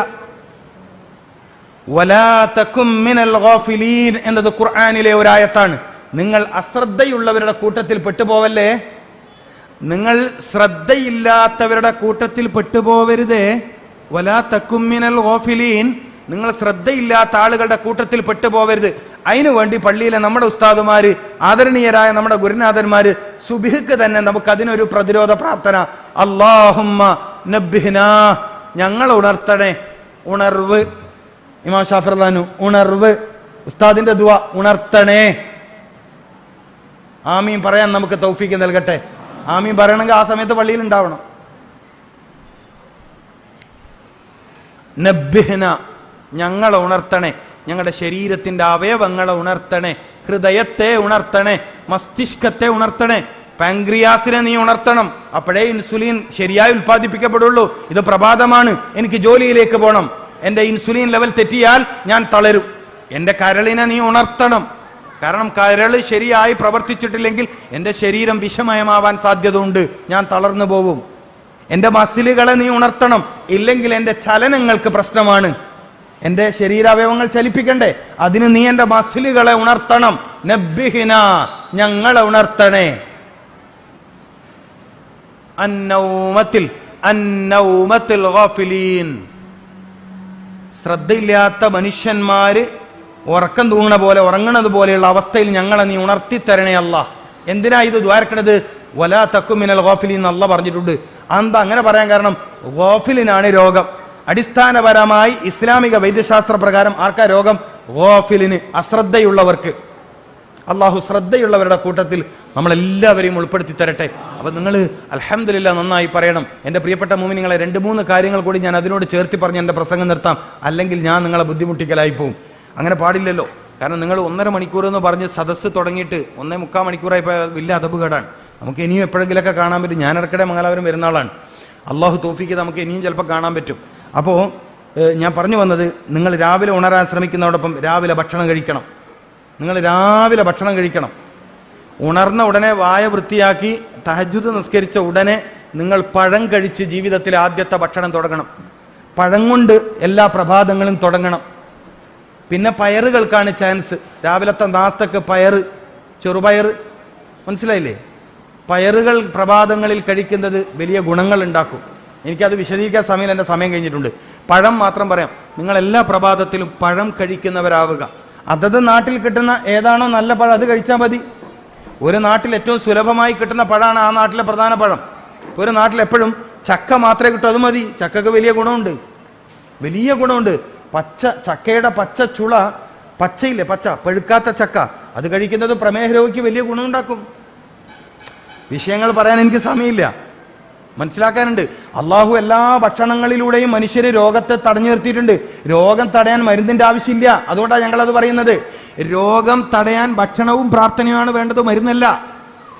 രോഗം തടയാൻ, രോഗവിപാടനത്തിന് മരുന്നിന്റെ ആവശ്യമില്ല, ഭക്ഷണം മതി. അല്ലാഹു ലതീഫും ബിഇബാദിഹി യർസുഖു മൻ യശാ വഹുവൽ ഖവിയുൽ അസീസ്. വഹുവൽ ഖവിയുൽ അസീസ് എന്ന് പറഞ്ഞ എന്തിനാ? മനുഷ്യനെ കവിയാക്കുക തന്നെ. കവി എന്ന് പറഞ്ഞാൽ പ്രതിരോധമുള്ള ആളാക്കുക തന്നെ. എന്ത് പറഞ്ഞിട്ട്? ഭക്ഷണം കൊടുക്കുന്ന കാര്യം പറഞ്ഞിട്ടാണ് ഈ പറയണത്. അള്ളാഹു ഭക്ഷണം കൊടുക്കണം. ഭക്ഷണം എന്തിനാ? രോഗം വരാതെ തടിയെ നോക്കാൻ. വെള്ളം എന്തിനാ? രോഗം വരാതെ തടിയെ കാക്കാൻ. അപ്പം ശരീരത്തിൽ രോഗം വരാൻ മരുന്ന് എന്ന ഒരു ആവശ്യമില്ല. ശരീരത്തിൽ രോഗം വരാതിരിക്കാൻ പ്രാർത്ഥന കഴിഞ്ഞാൽ പിന്നെ ഭക്ഷണമാണ് വേണ്ടത്. ഭക്ഷണം കഴിക്കുക എന്നുള്ളതാണ്. മഹാനായ ഇമാം റംലി റഹ്മത്തുള്ളാഹി അലൈഹിയോട് ജൂതനായ ഒരു സഹോദരൻ ചോദിച്ചു, നിങ്ങളുടെ ഖുർആൻ എല്ലാം ചർച്ച ചെയ്തു എന്നല്ലേ പറയണത്? മനുഷ്യ ജീവിതത്തിന് ആവശ്യമായ എല്ലാ കാര്യവും ചർച്ച ചെയ്ത ഗ്രന്ഥം എന്നാണല്ലോ നിങ്ങളുടെ ഖുർആനെ കുറിച്ച് പറയുന്നത്. അല്ലയോ റംലി, രോഗം വരാതിരിക്കാൻ വല്ല വഴിയും നിങ്ങളുടെ ഖുർആൻ പറഞ്ഞിട്ടുണ്ടോ? മഹാനായ ഇമാം റംലി റഹ്മത്തുള്ളാഹി അലൈഹി പറഞ്ഞു, കുലു വഷ്റബു വലാ തുസ്രിഫു. ഖുർആൻ പറഞ്ഞത് ഇങ്ങനെയാണ്, നീ ഭക്ഷണം കഴിക്കുക, രോഗം വരാതിരിക്കാൻ ഖുർആന്റെ ഫോർമുല. ഇതിനേക്കാൾ വലിയൊരു ശാസ്ത്രമുണ്ടെന്ന് വിശ്വസിക്കാൻ ജലീൽ ദാരിമിക്ക് കഴിയില്ല, എനിക്ക് കഴിയില്ല, നിങ്ങൾ എന്തോ ആണെന്ന് എനിക്കറിയില്ല. ഖുർആനേക്കാൾ വലിയൊരു സയൻസ് ഉണ്ടെന്ന് വിശ്വസിക്കാൻ എനിക്ക് കഴിയില്ല. കാരണം ഞാൻ തൗഹീദ്, എൻ്റെ ആദർശം തൗഹീദാണ്. ലാ ഇലാഹ ഇല്ലല്ലാഹ്, അല്ലാഹു അല്ലാതെ ആരാധനക്കർഹൻ വേറെ ഇല്ലെന്ന് വിശ്വസിക്കുന്ന ആളാണ്. അപ്പൊ എൻ്റെ സയൻസ് ഖുർആൻ. നബി സല്ലല്ലാഹു അലൈഹി വസല്ലമ തങ്ങളും സഹാബത്തെ കിറാമും എന്നെ പഠിപ്പിച്ച, എൻ്റെ ഉസ്താദുമാരെ പഠിപ്പിച്ച, എൻ്റെ മഹാനായ ശൈഖുന PKP ഉസ്താദ്, അള്ളാഹു ദീർഘായുസ്സും ആഫിയത്തും കൊടുക്കട്ടെ, എൻ്റെ മറ്റു മഹാന്മാരായ ഗുരുനാഥന്മാരിലൂടെ എനിക്ക് കിട്ടിയ സയൻസ് ഖുർആൻ. ഖുർആനിന്റെ സയൻസ്. യൂറോപ്യന്റെ സയൻസ് വേറെയാണ്, അത് ഖുർആനികമല്ല. ഖുർആനിൽ നിന്ന് വഴി പിരിഞ്ഞു പോയതാണ്. ഖുർആനാണ് മാതൃക, ഖുർആനിൽ നിന്ന് വഴി പിരിഞ്ഞു പോയതാണ്. ഭാരതീയന് ഒരു സയൻസ് ഉണ്ട്, ഭാരതീയർക്ക് ശാസ്ത്രമുണ്ട്. നാം ജീവിക്കുന്ന രാജ്യത്തിന് ഒരു സയൻസ് ഉണ്ട്. ഈ രാജ്യത്ത് ജീവിച്ചു പോയ സന്യാസി വര്യന്മാർ, മഹർഷിമാർ, മുനിമാർ, യോഗി വര്യന്മാർ, മഹത്തുക്കൾ ചിട്ടപ്പെടുത്തിയ ഒരു ശാസ്ത്രം ഈ ഭാരതീയ നാട്ടിനുണ്ട്. അപ്പൊ നമ്മുടെ സയൻസ് വിശ്വാസപരമായി, ആദർശപരമായി, ഈമാനികമായി ഖുർആനാണ്. ഖുർആനിൽ രോഗം വരാതിരിക്കാനുള്ള വല്ല വഴിയും എഴുതി വെച്ചിട്ടുണ്ടോ എന്ന് ജൂതനായ സഹോദരൻ ചോദിച്ചപ്പോ മഹാനായ ഇമാം റംലി റഹ്മത്തുള്ളാഹി അലൈഹി പറഞ്ഞ മറുപടി ഉണ്ട്, ഖുർആനിൽ പറഞ്ഞിട്ടുണ്ട്. എന്നാ പറഞ്ഞേരി. കുലു, നീ ഭക്ഷണം കഴിക്കുക, വഷ്റബു, നീ വെള്ളം കുടിക്കുക, വലാ തുസ്രിഫു, ഭക്ഷണം കഴിക്കുന്നതിലും വെള്ളം കുടിക്കുന്നതിലും നീ അമിതം ചെയ്യാതിരിക്കുക. 3 കാര്യങ്ങളാണ് രോഗം വരാതിരിക്കാൻ മനുഷ്യന്റെ മുമ്പിൽ ഖുർആന്റെ വഴി. 3 കാര്യങ്ങൾ: ഭക്ഷണം കഴിക്കുക, വെള്ളം കുടിക്കുക, പിന്നെന്താണ്? ഈ 2ലും ഇസ്രാഫ് ചെയ്യാതിരിക്കുക, അമിതമാവാതിരിക്കുക. അപ്പൊ നിങ്ങൾക്ക് ചോദ്യമുണ്ട്, നിങ്ങൾക്കൊരു ചോദ്യമുണ്ട്, നിങ്ങൾ ചോദിക്കായിട്ടാണ്. അപ്പൊ ഞങ്ങൾ ഭക്ഷണം കഴിക്കണ്ടല്ലോ, നിങ്ങൾ ആവശ്യമുള്ളത് കഴിക്കില്ല. ഭക്ഷണം കഴിക്കുക എന്ന് പറഞ്ഞതിന് 4 അർത്ഥമുണ്ട്. അത് ഇൻഷാ അല്ലാഹ് പിന്നെപ്പോഴെങ്കിലും ഞാൻ പറയാം, അല്ലാണ്ട് ഇപ്പം നടക്കൂല അല്ലേ, ജനങ്ങളെ ബുദ്ധിമുട്ടിക്കരുത്. അപ്പൊ ഭക്ഷണം കഴിക്കുക എന്ന് പറഞ്ഞാൽ അതിന് 4 അർത്ഥമുണ്ട്. വെള്ളം കുടിക്കുക എന്ന് പറഞ്ഞതിന് 4 അർത്ഥമുണ്ട്. 4 4 8 കാര്യം പറയണമെങ്കിൽ ഇനി അവർ 1.5 മണിക്കൂർ എനിക്ക് അനുവദിക്കേണ്ടി വരും. അപ്പൊ സമയം തീർന്നത് കൊണ്ടും നിങ്ങളെ ബുദ്ധിമുട്ടിക്കരുത് എന്ന ആഗ്രഹമുള്ളതുകൊണ്ടും അള്ളാഹു നിങ്ങൾക്കെല്ലാവർക്കും രോഗത്തിന് ശിഫ നൽകട്ടെ, ആഫിയത്ത് പ്രദാനം ചെയ്യട്ടെ. ഇന്നിപ്പോൾ ഇവിടെ വന്നപ്പോൾ ഒരുപാട് രോഗികളെ കണ്ടു, എല്ലാം പ്രയാസമുള്ളതാണ്. എല്ലാവർക്കും അള്ളാഹു ശിഫ കൊടുക്കട്ടെ. അള്ളാഹുവേ, നിന്റെ ഹബീബായ റസൂല് സല്ലല്ലാഹു അലൈഹി വസല്ലം തങ്ങളുടെ സയൻസ് പരിചയപ്പെടുത്തിയ ഒരു സദസ്സാണിത്. നിന്റെ ഖുർആനാണ് രോഗത്തിന്റെ ശാന്തി എന്ന് പറഞ്ഞ സദസ്സാണ്. അത് ഒരു ഇബാദത്തായി സ്വീകരിച്ച് ഇവിടെ ഒരുമിച്ച് കൂടിയവരിലെ രോഗികൾക്ക് നീ ശിഫ കൊടുക്കണേ അല്ലാഹ്. ഞങ്ങളോട് ഇന്നും ഇന്നലെയും കുറേ ദിവസങ്ങളായി രോഗത്തെക്കുറിച്ച് ആവലാതി പറഞ്ഞവർക്കും നീ ശിഫയും ആഫിയത്തും കൊടുക്കണേ തമ്പുരാനെ. ബിജാഹി മുഹമ്മദ് മുസ്തഫ സല്ലല്ലാഹു അലൈഹി വസല്ലം, ബിഹഖി മുഹമ്മദ് മുസ്തഫ സല്ലല്ലാഹു അലൈഹി വസല്ലം, ബിഫദ്ലി മുഹമ്മദിൻ മുസ്തഫ സല്ലല്ലാഹു അലൈഹി വസല്ലം, ബിനൂരി മുഹമ്മദിൻ സല്ലല്ലാഹു അലൈഹി വസല്ലം, വസല്ലി അലാ ജമീഇൽ അംബിയാഇ വൽ മുർസലീൻ വൽഹംദുലില്ലാഹി റബ്ബിൽ ആലമീൻ. അസ്സലാമു അലൈക്കും വറഹ്മത്തുള്ളാഹി വബറകാതുഹു.